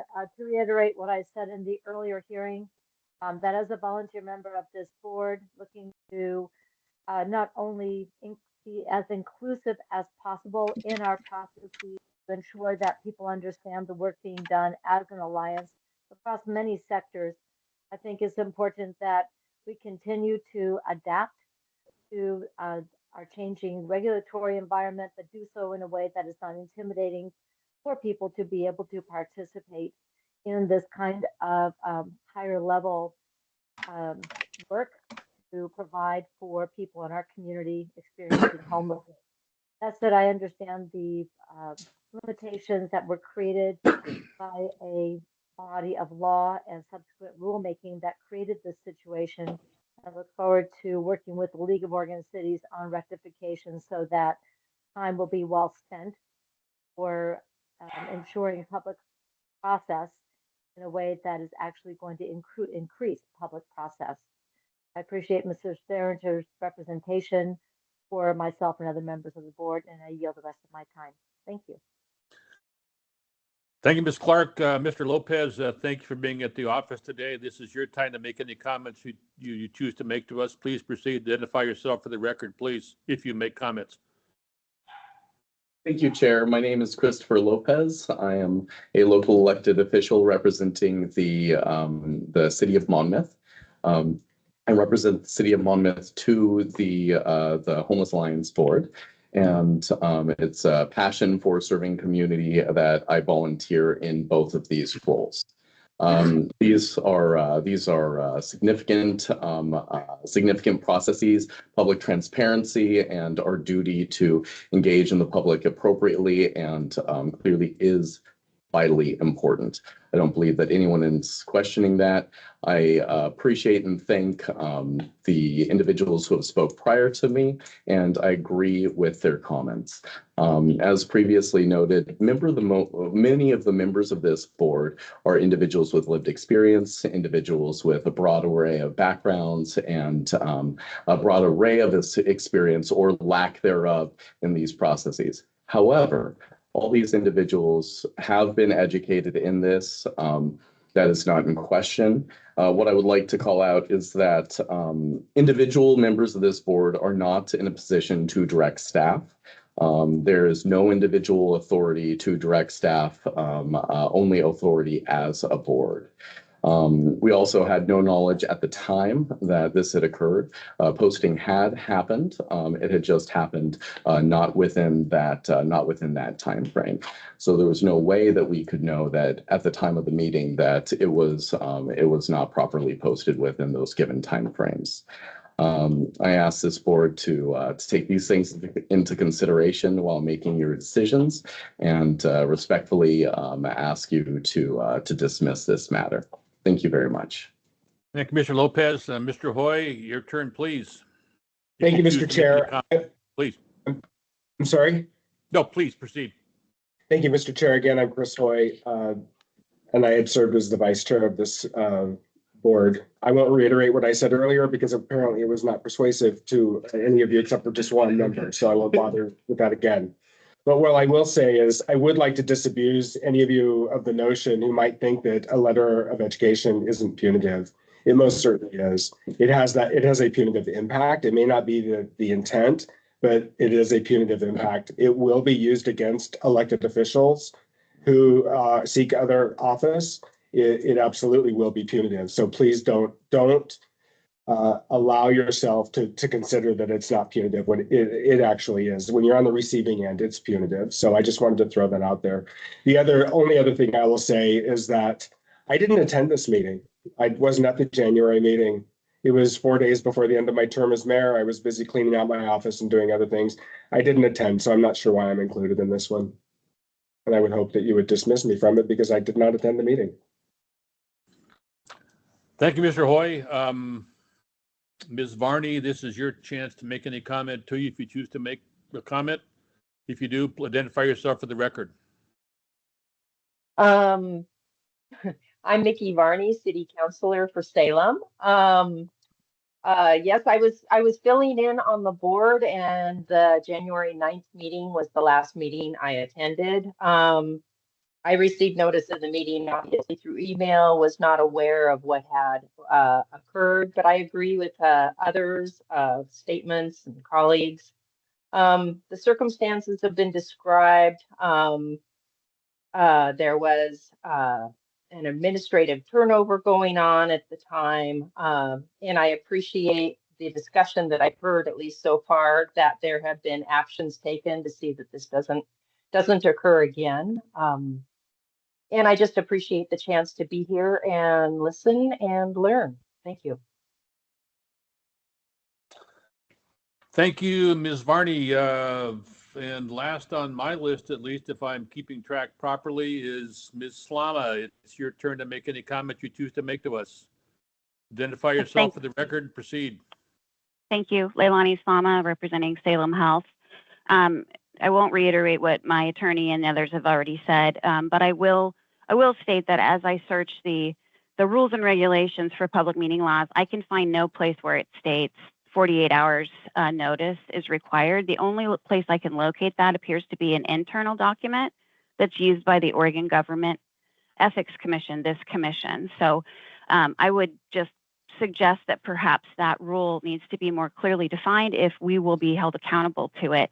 And in addition to the fact that I wasn't in attendance at the meeting, nor was I even working the day prior due to my mother's surgery, I do want to say that this will have a chilling effect in the future for anyone who wants to volunteer for public service, because as my colleagues have stated, Letter of education does appear punitive. It can be used against folks who have interest in public service, and I would just ask the commission to take that under advisement as they make their decisions. Thank you. Thank you, Ms. Lama. Appreciate it. Appreciate your comments. Colleagues, I think that's the end of those who are signed up potentially to testify before us. Have I missed anybody, Director? No, but Thank with you. your permission, I'd like to perhaps clarify and address a couple points. Please, that was my next question, was to you to clarify what you've heard. If you have any clarification to be made, please proceed.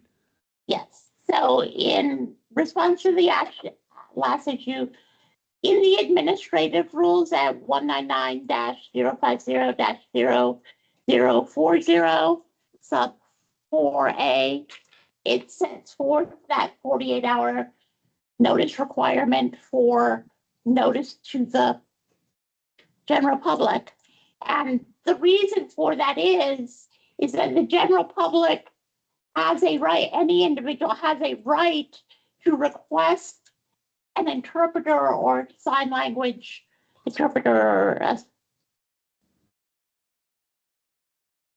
help. And that request has to be submitted 48 hours in advance. So the rules went into effect on October 1st of last year. Addressing the issue of the meeting schedule is posted on the calendar. There's a difference between posting, we're going to have meetings on all of these days, and posting a notice. The notice there is a statutory duty to put all the information in a written notice that has meeting date, time, and location, and the list of principal subjects that will be considered. In most cases, that is an agenda. That doesn't mean the agenda cannot be changed, but the meeting notice has to include the list of what you anticipate to be discussed. And the meeting notice has to include who to contact to request the accommodation services, an interpreter or so forth. So the calendar invite, just having it on the calendar doesn't quite accomplish all of that. And then last, addressing Mr. Hoy's comment about, I wasn't actually at the meeting. This has been a matter we've discussed previously, which is if the issue before the commission, if the allegation is like an executive session case where the violation would be you discussed something that you weren't allowed to, not being there might obviously wouldn't have discussed it. But where it comes to, as you all note, the technical details of all this, the law makes the governing body members all responsible for ensuring that the meeting notices and minutes and everything else get handled properly. And whether you're actually at the meeting or not, you're responsible for making sure that the process occurs. So those would be my comments. Thank you, Director. Any comments from my colleagues on the commission as we head toward a decision in these matters, which will end up deciding them, as you all know by now, perhaps individually when the moment arrives, but let's talk as a commission about how to proceed in regard to these matters, plural. Colleagues, comments? Chair Fiscom, if I may be recognized. Oh, is that Commissioner Payne? Yes, Vice Chair I Payne? know Oh, you thank can't see me, so I spoke up. Now I see you, so I see your hand as well. So please proceed, Vice Chair. Thank you, Chair. I want to comment about letters of education being punitive. I understand that perspective, but one of our missions is education, and we certainly don't intend them to be punitive. We want to educate those that appear before us because as I'm listening to many of the comments here, it becomes very apparent to me that there is still quite a lack of understanding of the public meetings laws by many of the respondents here. And some of the purposes behind some of the provisions, for instance, there have been comments about this being quite a technical violation, but I think it is anything but when you are talking about, for example, giving the 48 hours notice. Very much what Director Myers stated, it's extremely important to give that time period notice due to the fact that individuals who need to request an ASL interpreter need to do so 48 hours before the meeting starts. And that sort of, I think, lack of understanding of the purpose of that rule is where education can really come into play here. And again, it's not meant to be punitive. It's meant to help those who are subject to public meetings law really understand the importance of some of these rules. And so again, I understand the feeling of the punitive nature, but really, I think helping everyone understand the importance of some of these rules can be helpful. And so that's just my comment for the good of the order. And I hope that education in this case can be helpful in that regard. Thank you, Vice Chair. Colleagues, I have one comment to make, but I will yield to the floor to any of the rest of my colleagues that might have a comment to make. Commissioner Burke. Looking for hands. I don't see Commissioner Burke, but Commissioner Burke, please proceed. Okay, thank you very much. I know these screens can be challenging. I wanted to make a couple of comments. There has been discussion that people will use the fact that an investigation has been launched in a political campaign against people who are being investigated, even if there is no finding of wrongdoing. I have learned over the years that this is a political sword that cuts both ways. Sometimes people can try to get an investigation against someone to achieve a political advantage, but other people can try to get those investigations dismissed to obtain a different advantage, or at least to avoid a disadvantage. I don't think we need to be worrying about those things. Are we following the law? Are we not following the law? I also question the degree to which these things are hurtful. Years ago in the 90s, when I was a registered lobbyist for a group that wanted to dredge the Willamette, I missed a deadline and I got a letter of education from OGEC.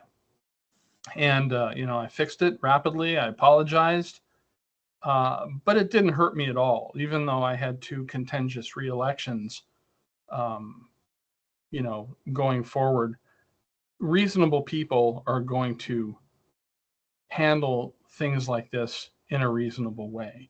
And in the world of rock'em sock'em politics, just the fact that a complaint has been filed can be used to mislead voters to think that they've done something wrong. I mean, they're going to make stuff up if it isn't real. So what we have to think about is what our job is. And I was persuaded by Commissioner Payne's comments. And so I'll be voting to go forward with an investigation, even knowing that it's likely to result in a letter of education.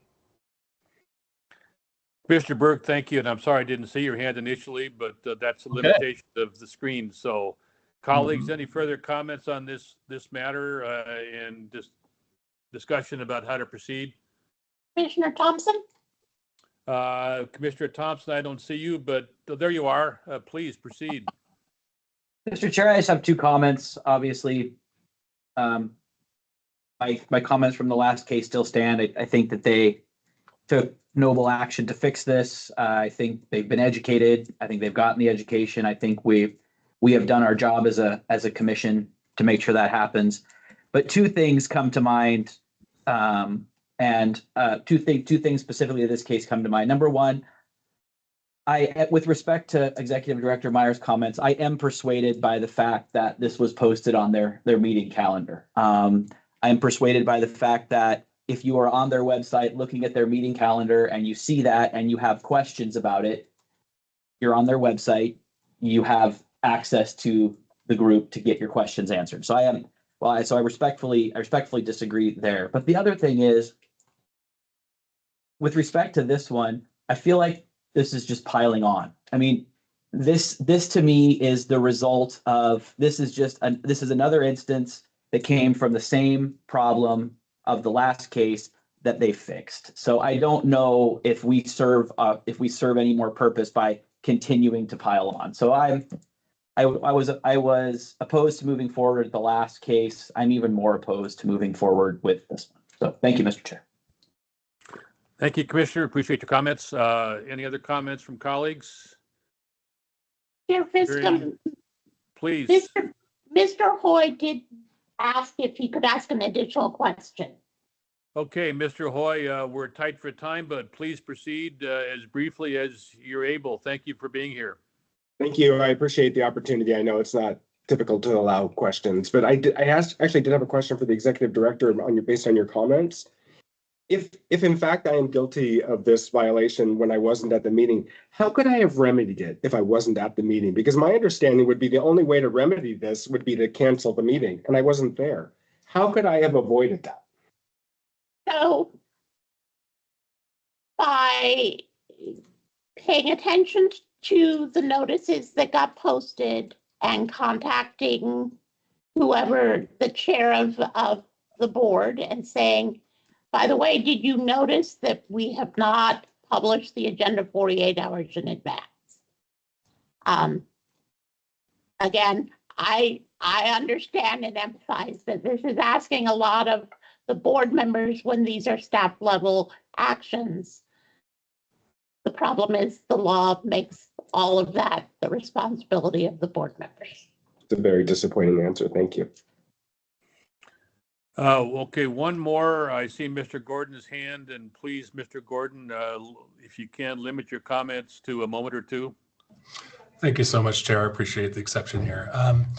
As I understand the director's comments, the change in the rule to 48 hours occurred in October. And I totally agree with that rule. But I'm just curious if there should be some grace in the spirit of education, which is something that we have engaged in since we were first contacted by OGEC. In the spirit of education, should there be some grace period to allow for the official OGEC training to occur?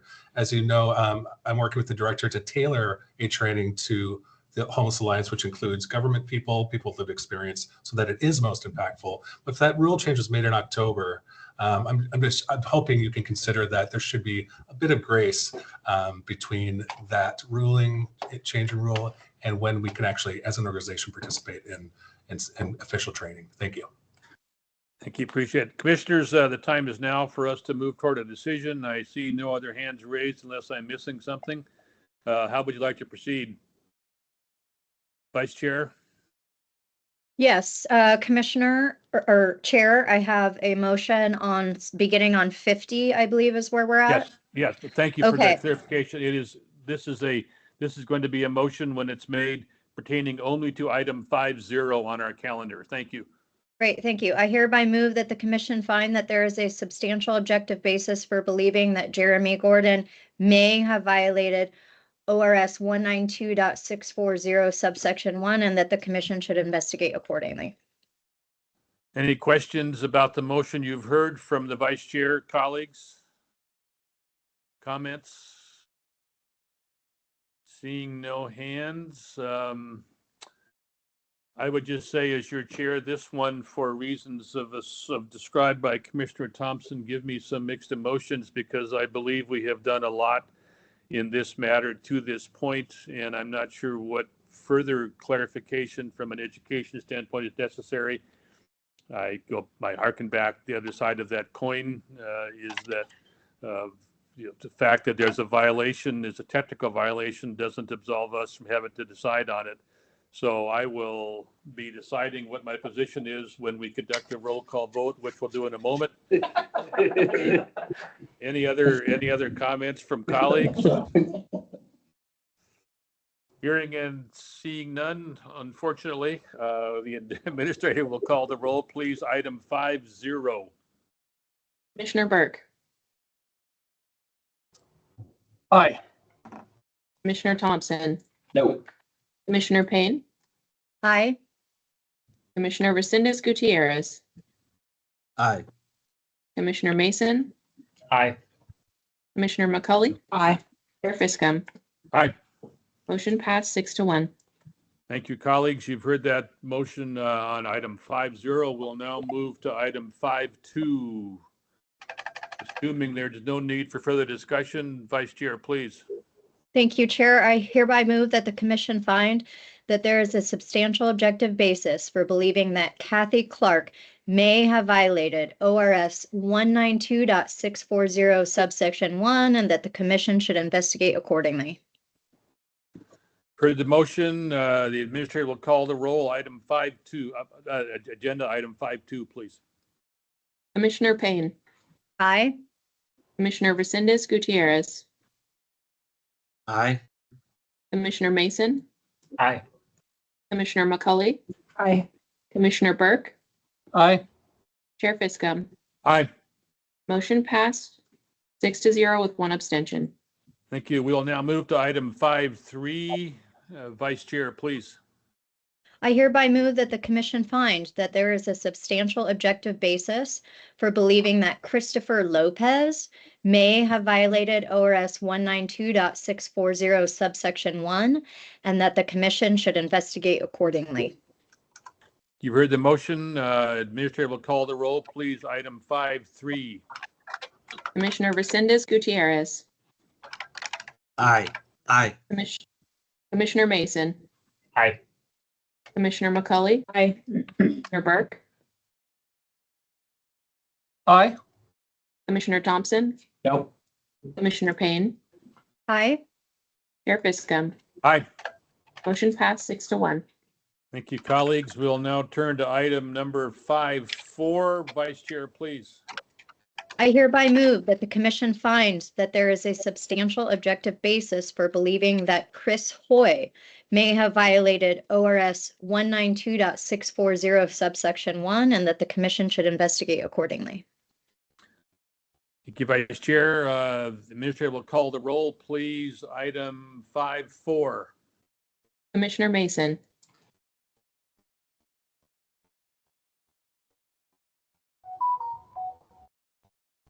Commissioner Mason, He is on mute. Commissioner Mason, you are muted. Oh, he might be having technical difficulties. He just left the meeting. Thank you. He was he the commissioner who said he might have a phone call he had to take? No, that was me. Oh, thank you very much. I appreciate that. Let's proceed with the roll call. Commissioner McCully. Aye. Commissioner Burke, Aye. Commissioner Thompson, No. Commissioner Payne, Aye. Commissioner Resendez Gutierrez, Aye. Chair Fiscom. Aye. Motion passed 5-1. Under our rules, for the record, that's adequate in support of in the affirmative vote. We will now move to item 5-5. Vice Chair.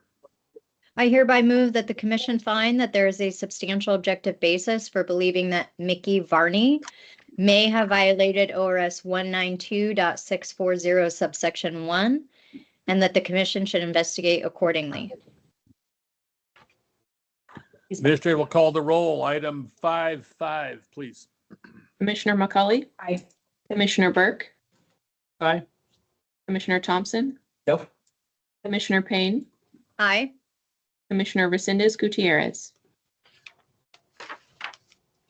Aye. Commissioner Mason, Aye. Chair Fiscom. Aye. Motion passed 6-1. Just a quick clarification, Director, Ms. Bethel and Ms. Pfeffer are represented by Mr. Elzinga, right? So we can consider them? Thank you. Move to item 56, Vice Chair. I hereby move that the commission find that there is a substantial objective basis for believing that Danielle Bethel may have violated ORS 192.640 subsection 1 and that the commission should investigate accordingly. The administrator will call the roll, please. Item 5.6. Commissioner Burke, Aye. Commissioner Payne, Aye. Commissioner Resendez Gutierrez, Aye. Commissioner Mason, Aye. Commissioner McCauley, Aye. Chair Fiscum. Aye. Motion passed 6-0 with one abstention. Thank you, colleagues. We'll now consider item number 6.0. Vice Chair. Thank you, Chair. I hereby move that the commission find that there is a substantial objective basis for believing that Renee Pfeffer may have violated ORS 192.640 subsection 1 and that the commission should investigate accordingly. Thank you, Vice Chair. Administrator will call the roll. Item 6.0. Commissioner Mason, Aye. Commissioner McCauley, Aye. Commissioner Burke, Aye. Commissioner Thompson, Aye. Oh, no. Nope. No. Commissioner Payne, Aye. Commissioner Resendez Gutierrez, Aye.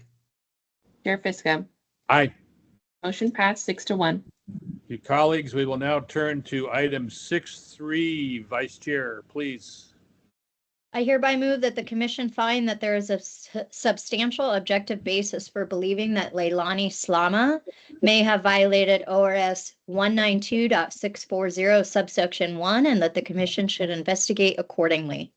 Thank you, Vice Chair.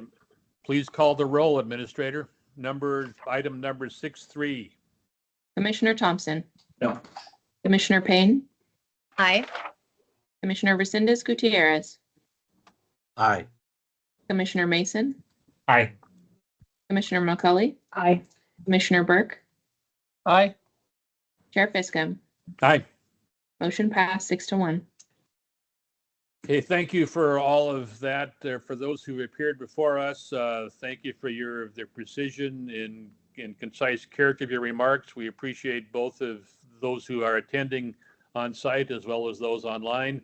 Our staff will be in touch with you. I feel compelled to say that with all due respect to those who have said something different, for my part, I do not consider a letter of education to be punitive. At the same time, associating my remarks with the Vice Chair, we have no control over how it's used. Recognize that we're intending to head in that direction for you to help you with your education on this complicated issue. We thank you for the actions you've taken to correct past records, and we'll look forward to working with you in the future as these issues continue. So thank you for your attendance today. And again, our staff will be in touch with you. Thank you. So now, with all due respect, we will need to exit you from our room in person or online and move on with related matters that are executive session in their character. Thank you for being here. Yep.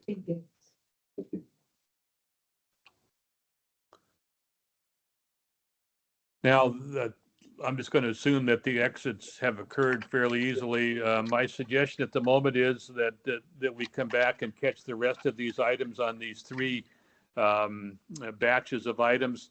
I also suggest that we take 5 minutes for a bio break, if that's okay with all of you who are nodding your heads. Yes, me too. So we'll come back and let's just big tea right now. Let's just make it back at 11:40. 11:40 we'll reconvene in executive session. Thank you.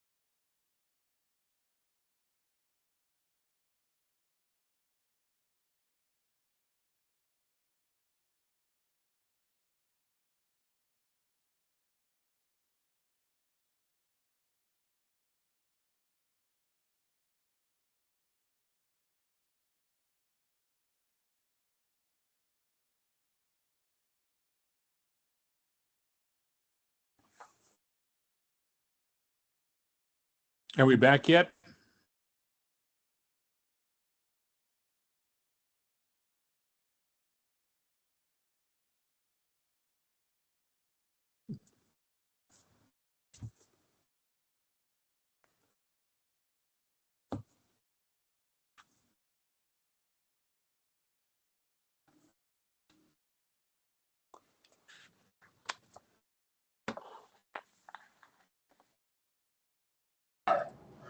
Yep, I'm back. And I'm back, and so is Yvonne. I'm back. I'm here. Our staff in the Salem office has not activated things yet, so we'll hang tough for a moment or two.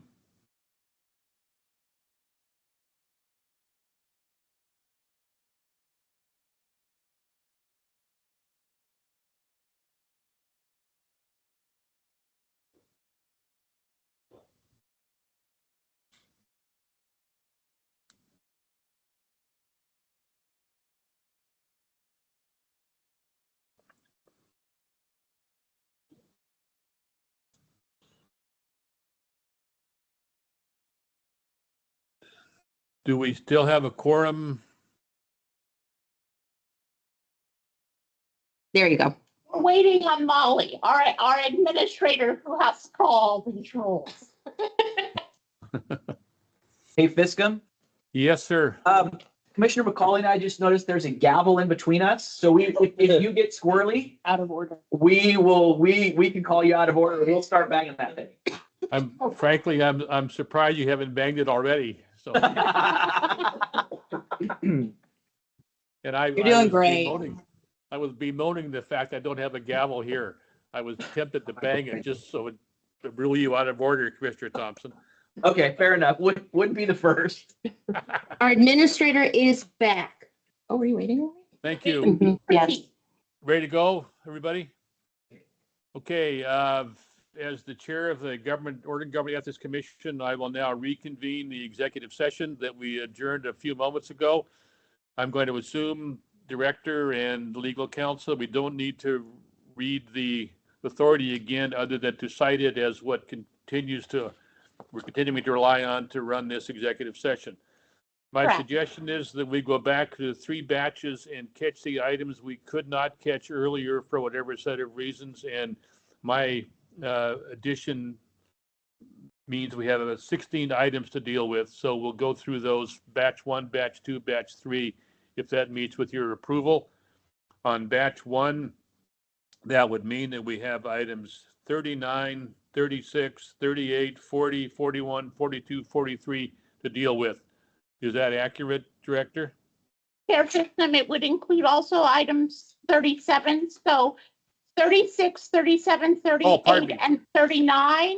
And then items 40, 41, 42, 43 are those that Mr. Steringer had identified as. I understand. Oh, So thank you you. for that. I should have started with item 37 on that list. So I don't think we need to have further discussion unless somebody raises their hand. So we'll look to item 37 for a motion and action. Vice Chair. 36. Oh, 36, right. 36, right? They're out of order on my agenda here. Oh, they're out of order too on mine. So I'm happy with 36. Let's go to item 36, Vice Chair. Thank you, Chair. I hereby move that the commission find that there is a substantial objective basis for believing that Melissa Anderson may have violated ORS 192.630 subsection 1, ORS 192.630 subsection 2, ORS 192.640 subsection 1, and ORS 192.650 subsection 1, and that the commission should investigate accordingly. Thank you, Vice Chair. The administrator will call the roll. Item 36. Commissioner Mason. Aye. Commissioner McCauley. Aye. Commissioner Burke. Aye. Commissioner Thompson. Aye. Commissioner Payne. Aye. Commissioner Resendez Gutierrez. Aye.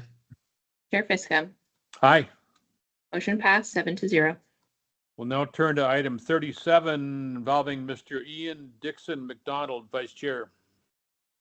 I hereby move that the commission find that there is a substantial objective basis for believing that Ian Dixon McDonald may have violated ORS 192.630 subsection 1, ORS 192.630 subsection 2, ORS 192.640 subsection 1, and ORS 192.650 subsection 1, and that the commission should investigate accordingly. Thank you, Vice Chair. Administrator will call the roll. Item 3-7. Commissioner McCauley. Aye. Commissioner Burke. Aye. Commissioner Thompson. Aye. Commissioner Payne. Aye. Commissioner Resendez Gutierrez. Aye. Commissioner Mason. Aye. Chair Fiscom. Aye. Motion passed 7-0. Thank you, colleagues. We'll now turn to item 3-8. Vice Chair. I hereby move that the commission find that there is a substantial objective basis for believing that Amber Duncan may have violated ORS 192.630 subsection 1, ORS 192.630 subsection 2, ORS 192.640 subsection 1, and ORS 192.650 subsection 1, and that the commission should investigate accordingly. Thank you. The Administrator will call the roll, please. Item 3-8. Commissioner Burke. Aye. Commissioner Thompson. Aye. Commissioner Payne. Aye. Commissioner Resendez Gutierrez. Aye. Commissioner Mason. Aye. Commissioner McCauley. Aye. Chair Fiscom. Aye. Motion passed 7-0. You, item 3-9, this individual, Ms. Sarah White, was originally supposed to be in Teams, was not there, so we'll consider this separately as of this moment. Vice Chair, please. I hereby move that the commission find that there is a substantial objective basis for believing that Sarah White may have violated ORS 192.630 subsection 1, ORS 192.630 subsection 2, ORS 192.640 subsection 1, and ORS 192.650 subsection 1, and that the commission should investigate accordingly. Thank you. Administrator, call the roll, please. Item 3-9. Commissioner Thompson. Aye. Commissioner Payne. Aye. Commissioner Resendez Gutierrez. Aye. Commissioner Mason. Aye. Commissioner McCauley. Aye. Commissioner Burke. Aye. Chair Fiscom. Aye. Motion passed 7-0. Okay, colleagues, let's just talk briefly on how we would like to consider items 40, 41, and 40 through 43 in light of the testimony from Mr. Sterringer a little while ago. Any suggestions on how we ought to proceed with regard to these matters? For he, at my request, identified them as being tenuously involved, to use his word. I think perhaps, I don't know what the label is, but as different than others relative to their participation here. Any suggestions about how to proceed? I will tip my hand and say that I'm inclined to dismiss. Yeah. Anybody else? Comments? Mm-hmm. Mr. Chair. Commissioner Thompson, please. Yes. Since I have been so persuasive this morning, I will make one more run at it and say that I agree with your assessment. I do think that I appreciate Mr. Swearinger bringing this to our attention, and I do think that these are even more worthy than my other no votes of a dismissal. So I would support your decision. Thank you, Mr. Thompson. Vice Chair Payne, please. I have concerns about our jurisdiction over minors. I don't know, maybe that's something council can address, but if these are youth, I have concerns about that. And in either way, I think we have discretion to dismiss these, but I would have concerns about minors being subject to our jurisdiction. Good comment. That can be, do we have any answer to the question off the top of someone's head? If we do, answer it. If not, we'll pin that question and answer it later. Chair Fiscom, I do think it is something worthy of more analysis than I can give off the top of my head. I do think minors do raise an issue. But I would need to do more research before I felt confident answering this. I Thank you, would add, Council Director, please. yes, Chair and Commissioners, I would add, we did have a conversation with Sean Brady on this when the complaints were first filed. And Sean had explained to us that, you know, even if you have a minor whose parents are authorizing them to serve, they are serving on a public body that is governing body subject to the law. But I also do appreciate the concerns about capacity to consent and to the optics of that. Thank you. Commissioner Burke, please. I was going to mention that when we spoke to the previous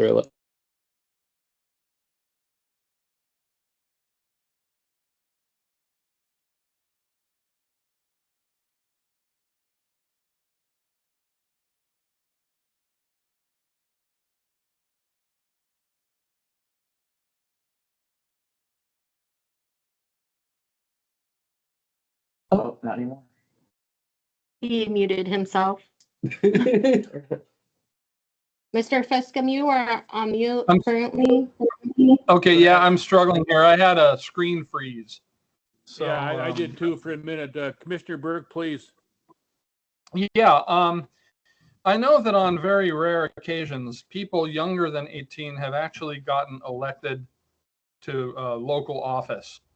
And somewhere in the country, I think I remember news reports saying a dog got elected to a local office.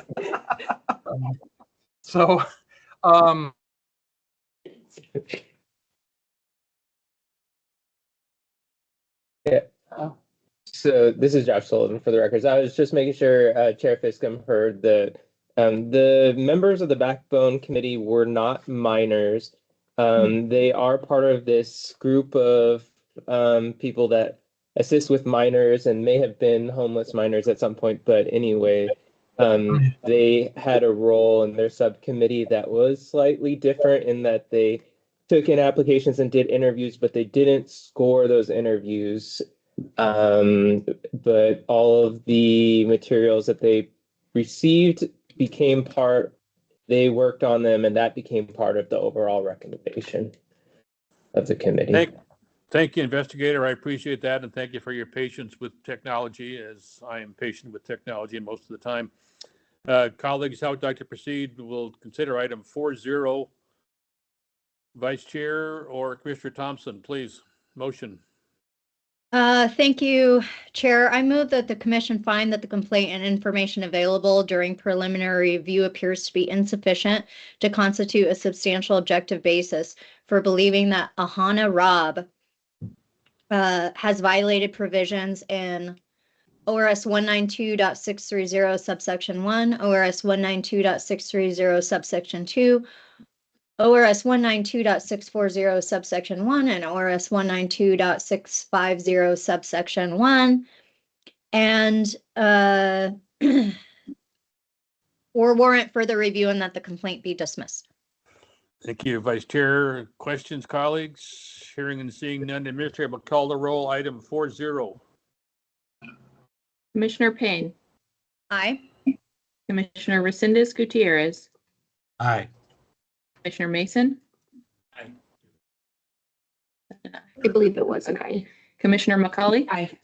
Commissioner Burke. Aye. Commissioner Thompson. Aye. Chair Fiscum. Aye. Motion passed 7-0. Thank you, Vice Chair. Item 4.1. I move the commission find that the complaint and information available during preliminary review appears to be insufficient to constitute a substantial objective basis for believing that River Woods has violated ORS 192.630 subsection 1, ORS 192.630 subsection 2, ORS 192.640 subsection 1, and ORS 192.650 subsection 1, or warrant further review, and that this complaint be dismissed. Thank you, Vice Chair. Administrator will call the roll. Item 4-1. Commissioner Resendez Gutierrez, Aye. Commissioner Mason, Aye. Commissioner McCauley, Aye. Commissioner Burke, Aye. Commissioner Thompson, Aye. Commissioner Payne, Aye. Chair Fiscum. Aye. Motion passed 7-0. Thank you. Item 42, Vice Chair, please. I move the commission find that the complaint and information available during preliminary review appears to be insufficient to constitute a substantial objective basis for believing that Myra Gutierrez has violated provisions in ORS 192.630 subsection 1, ORS 192.630 subsection 2, ORS 192.640 subsection 1, and ORS 192.650 subsection 1, or warrant further review, and that this complaint be dismissed. Thank you. Administrator will call the roll. Item 4-2, please. Commissioner Mason, Aye. Commissioner McCauley, Aye. Commissioner Burke, Aye. Commissioner Thompson, Aye. Commissioner Payne, Aye. Commissioner Resendez Gutierrez, Aye. Chair Fiscum. Aye. Motion passed 7-0. Colleagues, item 4-3, Vice Chair, please. I move the commission find that the complaint and information available during preliminary review appears to be insufficient to constitute a substantial objective basis for believing that Samantha Nelson has violated ORS 192.630 subsection 1, ORS 192.630 subsection 2, ORS 192.640 subsection 1, and ORS 192.650 subsection 1, or warrant further review, and that this complaint be dismissed. Thank you. Administrator will call the roll, please. Item 43. Commissioner McCauley. Aye. Commissioner Burke, Aye. Commissioner Thompson, Aye. Commissioner Payne, Aye. Commissioner Resendez Gutierrez, Aye. Commissioner Mason, Aye. Chair Fiscum. Aye. Motion passed 7-0. Thank you. Colleagues, moving on to the second batch, I believe if my tally is right, that there's only one item for us to consider here. It's item number 48. Correct. Is that accurate? Okay. Vice Chair, item 48. I hereby move that the commission find that there is a substantial objective basis for believing that Rhonda Wolf may have violated ORS 192.640 subsection 3, and that the commission should investigate accordingly. Heard the motion. The administrator will call the roll. Item 48, please. Commissioner Mason, Aye. Commissioner McCauley, Aye. Commissioner Burke, Aye. Commissioner Thompson, No. Commissioner Payne, Aye. Commissioner Resendez Gutierrez, Aye. Chair Fiscum. Aye. Motion passed 6-1. Okay, colleagues, in batch 3, if I can use that general reference, I believe we have items 51 through 65 to handle. Am I right? Chair Fiscum, item 51, 57, 58, 59, 61, 62, 64, and 65. So 51 through all of those numbers. So we'll start with item 51. Vice Chair, please. I hereby move that the commission find that there is a substantial objective basis for believing that Kathy Martin Willis may have violated ORS 192.640 subsection 1, and that the commission should investigate accordingly. Thank you. You've heard the motion. Administrator will call the roll. Item 5-1. Commissioner Thompson, No. Commissioner Payne, Aye. Commissioner Resendez Gutierrez, Aye. Commissioner Mason, Aye. Commissioner McCauley, Aye. Commissioner Burke, Aye. Chair Fiscum. Aye. Motion passed 6-1. Item 5-7, Vice Chair. I hereby move that the commission find that there is a substantial objective basis for believing that David Zepeda may have violated ORS 192.640 subsection 1, and that the commission should investigate accordingly. Thank you. The administrator will call the roll. Item 5-7. Commissioner Thompson, No. Commissioner Payne, Aye. Commissioner Resendez Gutierrez, Aye. Commissioner Mason, Aye. Commissioner McCauley. Aye. Commissioner Burke, Aye. Chair Fiscom. Aye. Motion passed 6-1. Thank you. Item 5-8, Vice Chair. I hereby move that the commission find that there is a substantial objective basis for believing that Lisa Leno may have violated ORS 192.640 subsection 1, and that the commission should investigate accordingly. Administrator will call the roll, please. Item 5-8. Commissioner Payne, Aye. Commissioner Resendez Gutierrez, Aye. Commissioner Mason, Aye. Commissioner McCauley. Aye. Commissioner Burke, Aye. Commissioner Thompson, No. Chair Fiscom. Aye. Motion passed 6-1. Item 6-1, Vice Chair. I think it's 59, right? 59, Correct? pardon me. 5-9, Vice Chair. Okay. I hereby move that the commission find that there is a substantial objective basis for believing that Zara Flores Marine may have violated ORS 192.640 subsection 1, and that the commission should investigate accordingly. Thank you. Administrator will call the roll. Item 5-9, please. Commissioner Resendez Gutierrez, Aye. Commissioner Mason. Aye.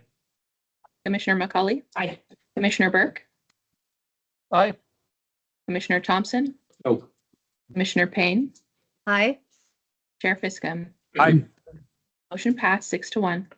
Colleagues, item 61, Vice Chair, please. I hereby move that the commission find that there is a substantial objective basis for believing that Dan Clem may have violated ORS 192.640 subsection 1, and that the commission should investigate accordingly.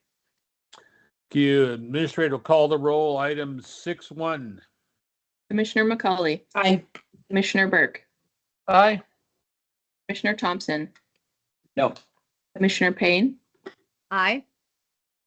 Commissioner Resendez Gutierrez, Aye. Commissioner Mason, Aye. Chair Fiscom. Aye. Motion passed 6-1. Thank you, colleagues. Item 6-2, Vice Chair, please. I hereby move that the commission find that there is a substantial objective basis for believing that Josie Silverman Mendez may have violated ORS 192.640 subsection 1, and that the commission should investigate accordingly. Thank you. Administrator, call the roll. Item 6-2, please. Commissioner Burke, Aye. Commissioner Thompson, No. Commissioner Payne, Aye. Commissioner Resendez Gutierrez, Aye. Commissioner Mason, Aye. Commissioner McCauley. Aye. Chair Fiscom. Aye. Motion passed 6-1. Thank you, colleagues. Item 6-4, Vice Chair, please.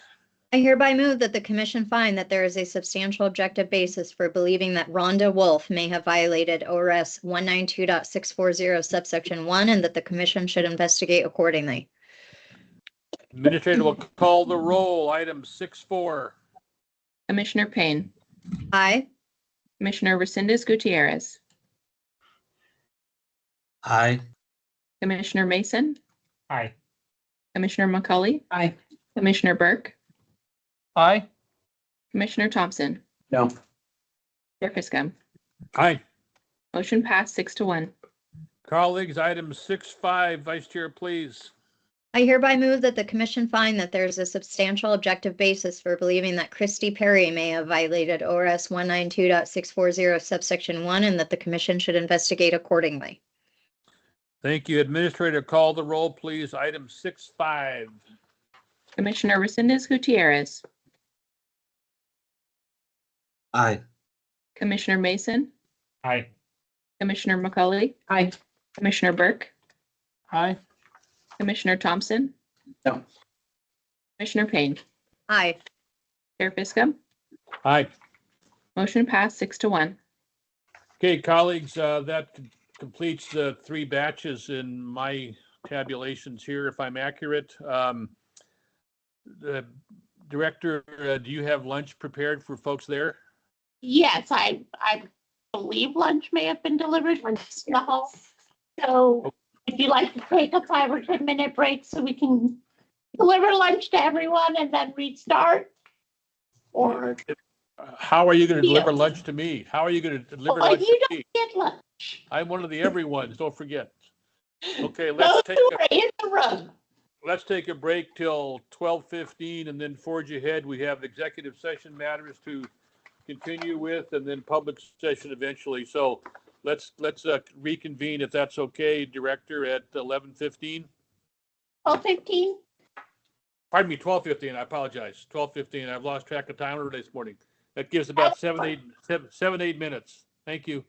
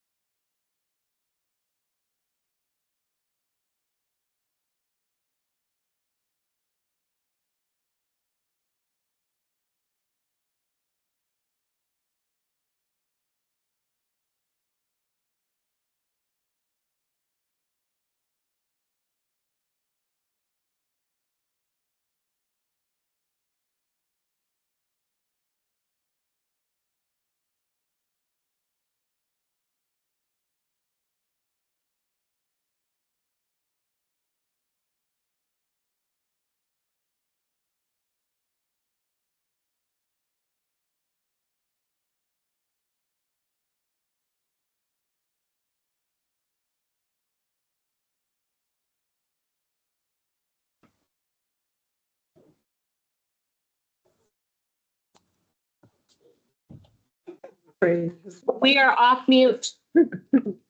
And for what it's worth, I am off mute as well. Others are on mute till they need to go off mute. We're ready to proceed. Yes, Chair.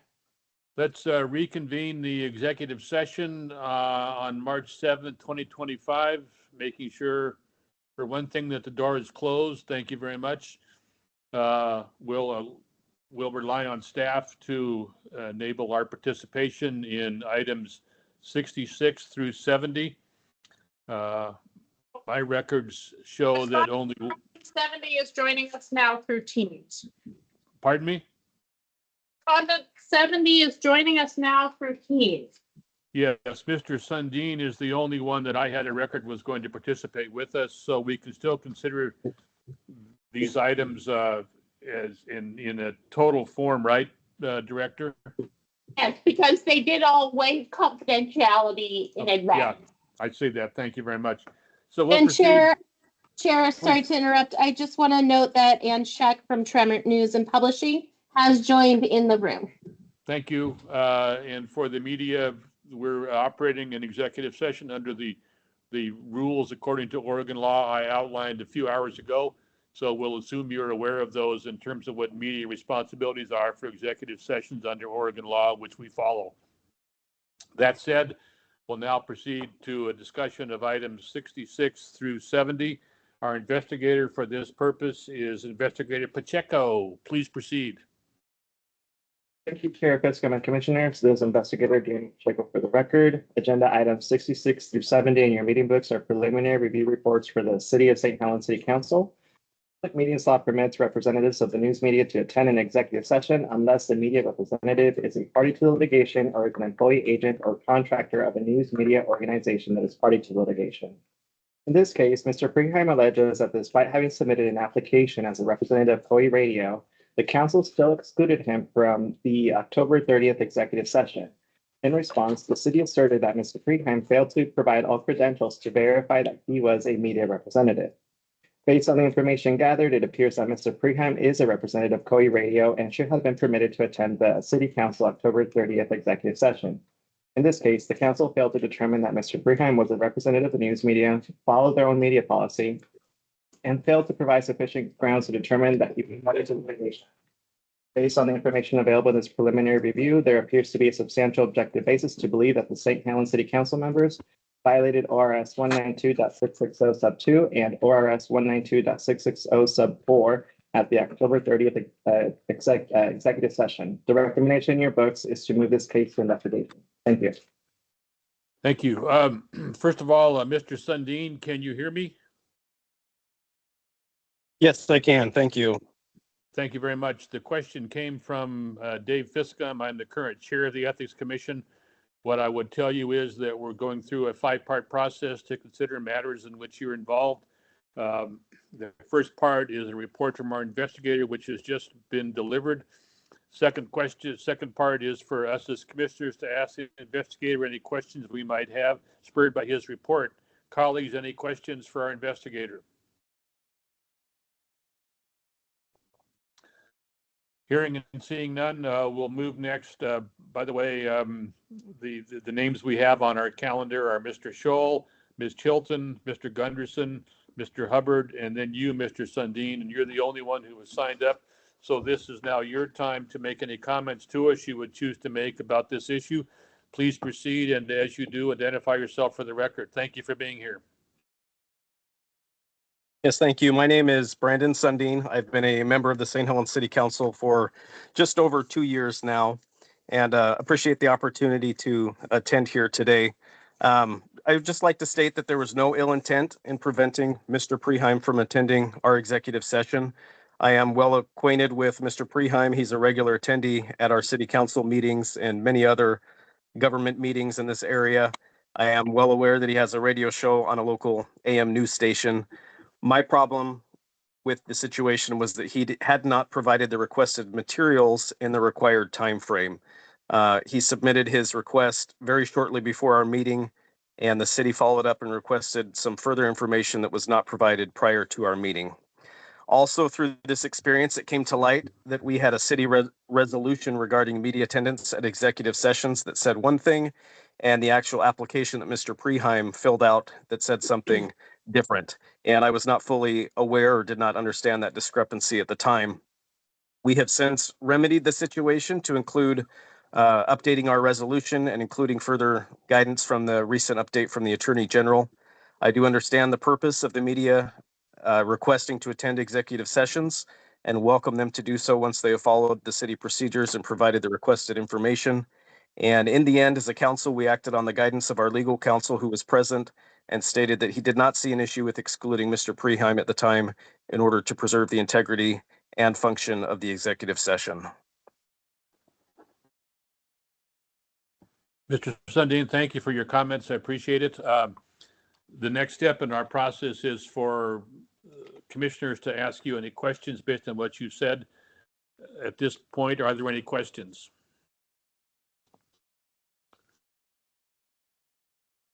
The only question I have is really not for you, Mr. Sundin. It's for our investigator. And if you said this before, Investigator Pacheco, I apologize for missing it or not remembering it. Do you have any comment on what Mr. Sundin said about the media representative's failure to provide the requisite information in advance? Thank you for the question, Commissioner Fiscom.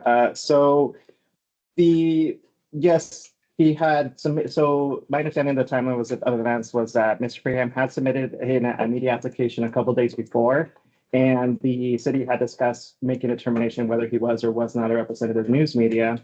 But the issue was that they just failed to determine whether he was a representative of news media at all. So that's kind of what it came down to, is that they didn't make that determination.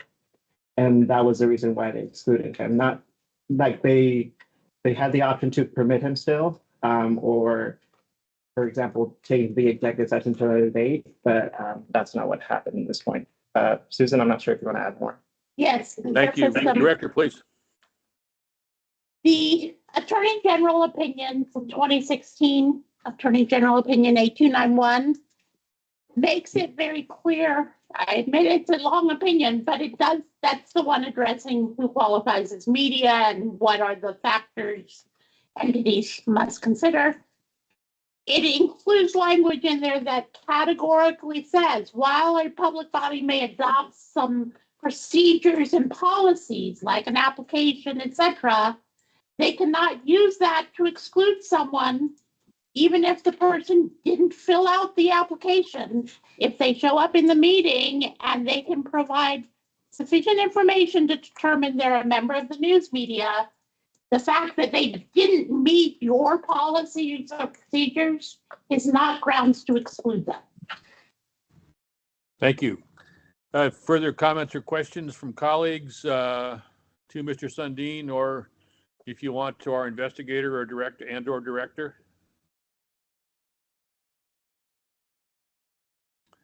I have one further question. If this council actually relied on legal advice in making its decision, what's the effect of that reliance, if true? Under both the penalty matrix and ORS 1244350 sub 2, I think, if a public meetings law violation occurred and it was based on advice of counsel, then we would be limited to issuing a letter of ed. Thank you. It doesn't get rid of the violation. Thank you for the answer. I appreciate that. Any other questions or comments, colleagues? We're now moving toward the time for our decision and discussing in advance of what that decision might possibly be. Any comments or questions? Vice Chair, please. Yeah, so I was understanding based on our training, our public law meeting training, that we leave it up to the public body to determine who is media and who is not media. We do not determine that. So I guess maybe I could use some clarification as to what is the violation when their policy is to obstruct, like if it's up to the public body, how is it too obstructive? I guess I still need some clarification here, because we as as the commission, do not determine who is media and who is not media. So I'm just still a little confused about this. Director, please, or you or your investigator, either one. So I understand the confusion. The dilemma is we cannot determine who is media, but we can require the governing bodies who do make the determination to do so in accordance with the guidance in the Attorney General opinion, which you can consider whether they regularly disseminate news, whether they have a legal business structure, whether they have staff, all these factors that are set forth in the opinion. And the opinion also then says, as you cannot use your own policy or procedures to exclude them if they show up. And so the finding would be, did the governing body exercise the authority that it had to make that determination in accordance with what the legal requirements are? To let people in unless. Maybe this is where I'm having trouble. If they're allowed to determine who media is it they're not allowed to do that before the meeting occurs? They have to allow media to show up so long as at the moment they arrive at the executive session and say, I've arrived with my credentials. It seems like that could unreasonably cause delays. So like today, if somebody showed up and they were like, I'm with such and such blog, and we were like, wait a second, we never heard of this. We don't know that you're valid. We would have to pause our meeting and somehow determine whether that's an actual media rather than having some process beforehand. I'm just trying to understand this, because it seems to me that what they tried to do was request information before the meeting. This person failed to do that. Why is that not reasonable? I think the answer to your first question in your hypothetical is that yes, at that point, when someone shows up and claims to be media, whether they notified us in advance, which we do ask people to notify us in advance, but if someone simply appears in the media and says they are media, we would pause the meeting. The chair could ask them some requisite questions to establish whether they're media or not. And then the commission could make a determination in accordance with those factors that are set forth in the AG opinion. But the determination simply based on the fact that they didn't do it on the timeline that our policy would ask them to do it, the AG has said that is not sufficient to conclude that they are not media. Again, I'm sorry to belabor this, but it's just not lining up with how I understand even the AG opinion. The AG opinion says these governing bodies can adopt policies. Those policies just can't conflict with statutory requirements permitting representative of the news media to attend. But it seems to me they have to first be representatives of the news media. So it seems a bit circular to me. I'm really struggling with, I just don't understand.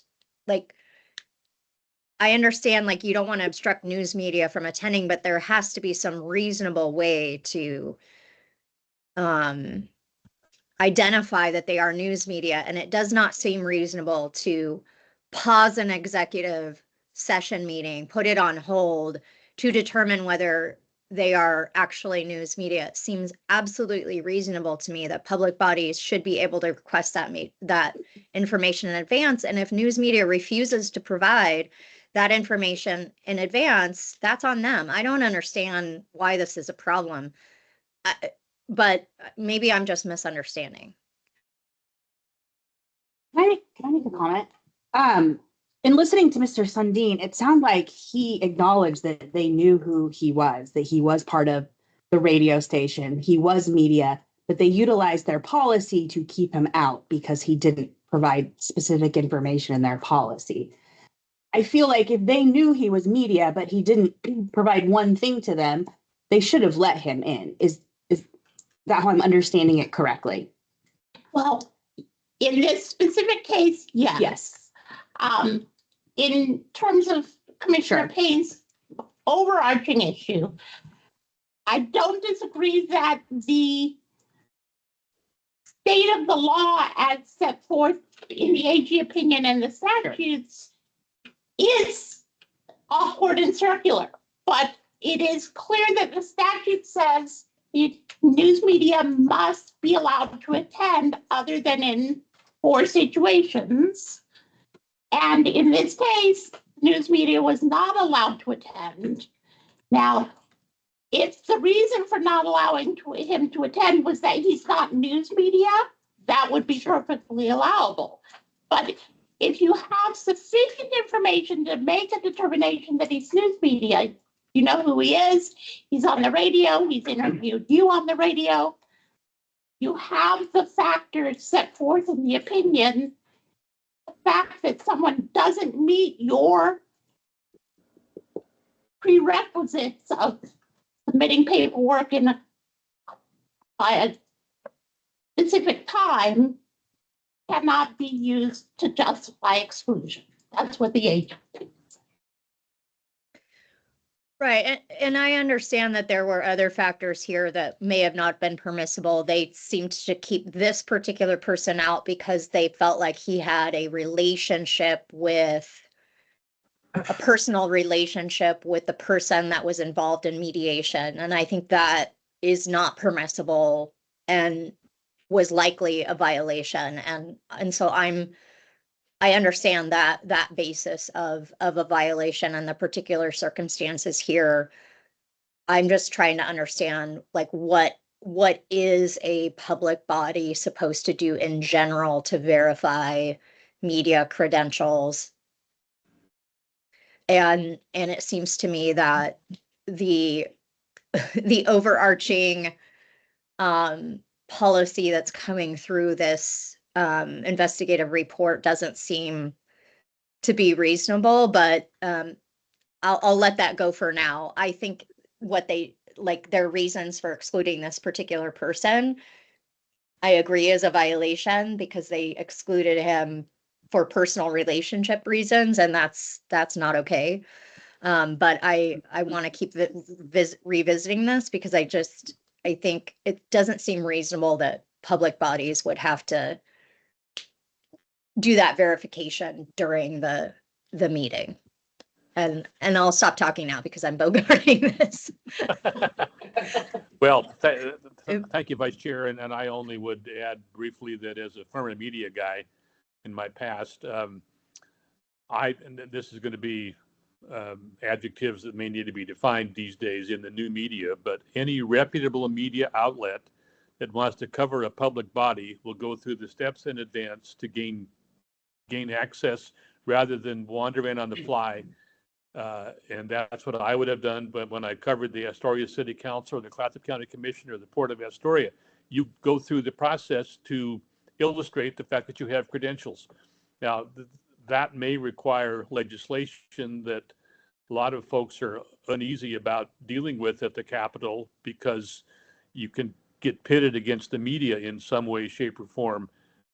But I understand your point of view. I don't know that what I've said necessarily goes to the heart of the issue before us. So I appreciate your comments, however.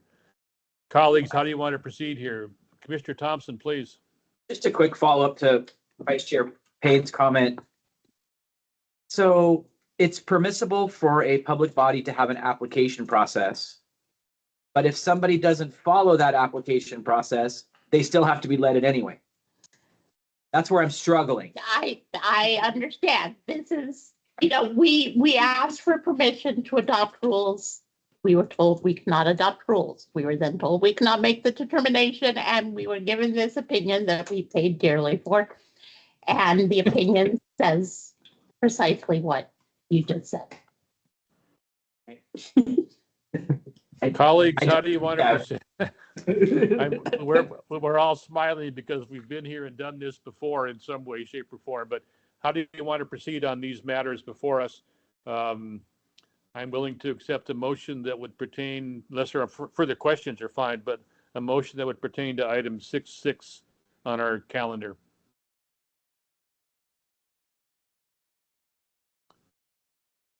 Well, I'm still leaning towards moving this to investigation for the purposes that Commissioner McCauley stated, and also because it wasn't simply that he hadn't filled out the application. It was they excluded him because they felt he had a personal relationship with the individual in mediation who was just the subject of the mediation. And that's not a basis to exclude media because it wasn't a party to the mediation. And I think that's not a correct basis to exclude this person. So I'm still leaning towards moving this to investigation, even though if it was solely that he hadn't filled out the requisite paperwork in time and they knew, you know, I don't know, but that's why I'm leaning towards making a motion to move toward investigate. But if somebody else wants to convince me otherwise, I'm open to hearing it. I only have one further, thank you, Vice Chair. I only have one further question, and based on your comments, if somebody can answer this, maybe it has no answer yet, but is it legitimate to not allow a media person in who is party to something that the entity is considering? Is that a Jeff, sorry, this is Susan. There are 4 reasons under the statute where you are allowed to exclude media. One is for consulting with your labor negotiator. The other 2 are student identifiable, like expulsion of students or student medical records. And the one that was at issue in this case is if the media representative is a party to litigation, you're going in under H, or is an employee of a party to the litigation. In this case, the fact that you know someone, that you're friends with someone, that, that's not what the statute says. Thank you. Good answer, helpful answer for me. Colleagues, how do you want to proceed? Looking for someone to volunteer for a motion. Okay, I'll Vice make Chair. a motion. I will make a motion. I hereby move that the commission find that there is a substantial objective basis for believing that Rick Scholl may have violated ORS 192.660 subsection 2 and ORS 192.660 subsection 4, and that the commission should investigate accordingly. Thank you, Vice Chair. Any questions about the motion you've just heard? Hearing for the moment and seeing none, the administrator will call the roll. Item 6.6. Commissioner Mason. Aye. Commissioner McCauley. Aye. Commissioner Burke. Aye. Commissioner Thompson. Aye.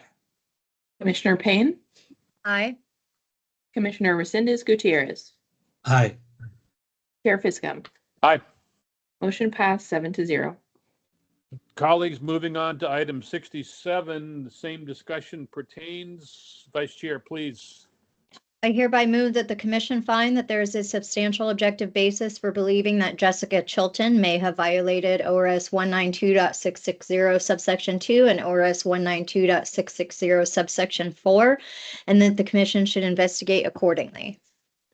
Thank you, colleagues. You've heard the motion. This administrator will call the roll. Item 6.7. Commissioner McCauley. Aye. Commissioner Burke. Aye. Commissioner Thompson. Aye. Commissioner Payne. Aye. Commissioner Resendez Gutierrez. Aye. Commissioner Mason. Aye. Chair Fiscum. Aye.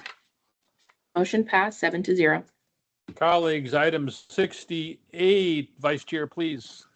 I hereby move that the commission find that there is a substantial objective basis for believing that Mark Gunderson may have violated ORS 192.660 subsections 2 and 4, and that the commission should investigate accordingly.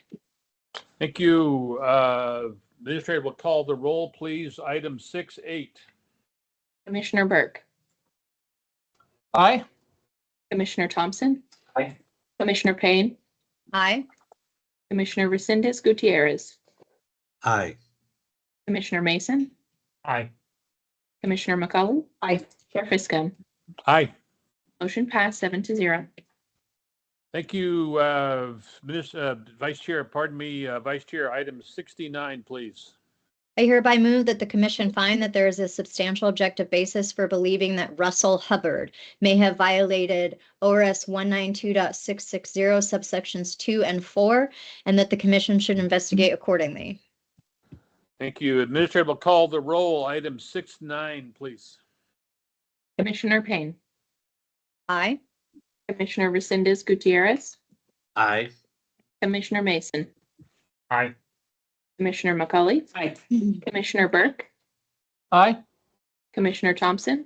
Aye. Chair Fiscum. Aye. Motion passed 7-0. Thank you. Vice Chair, item number 70. I hereby move that the commission find that there is a substantial objective basis for believing that Brandon Sundin may have violated ORS 192.660 subsections 2 and 4, and that the commission should investigate accordingly. Thank you, Vice Chair. Administrator will call the roll. Item 70. Commissioner Resendez Gutierrez. Aye. Commissioner Mason. Aye. Commissioner McCullough. Aye. Commissioner Burke. Aye.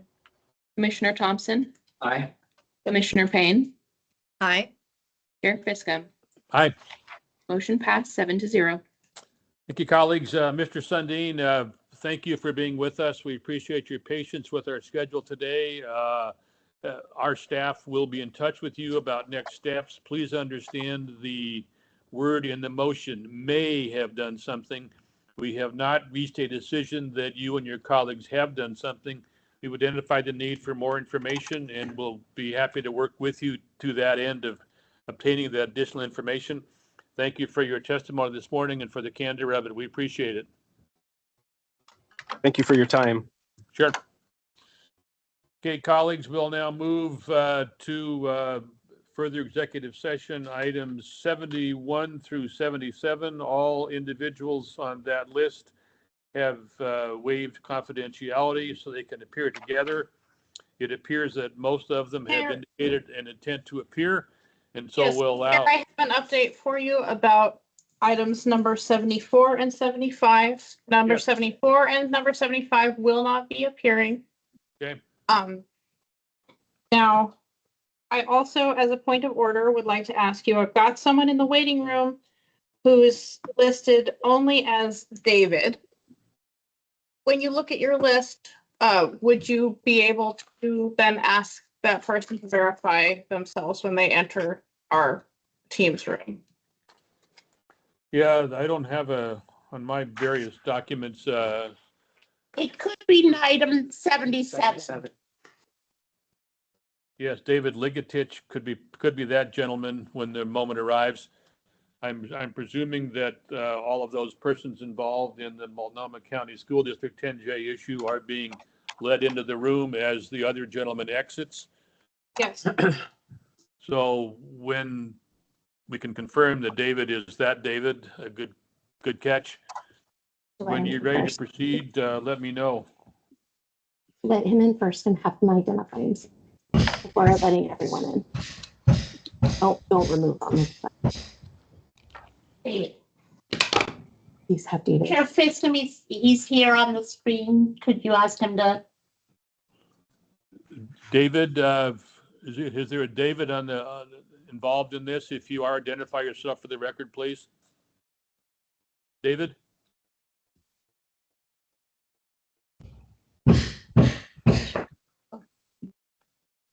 I can say David, there is can a you- David involved. It's David Likitich. He's one of the board members.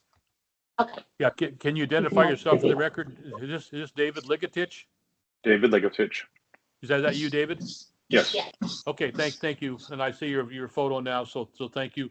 We're just ready to proceed as soon as all of your colleagues are in the room, virtual room. We'll proceed as soon as the staff gives me the go-ahead, and we'll talk through what we're going to do today. So let me know when when ready to go.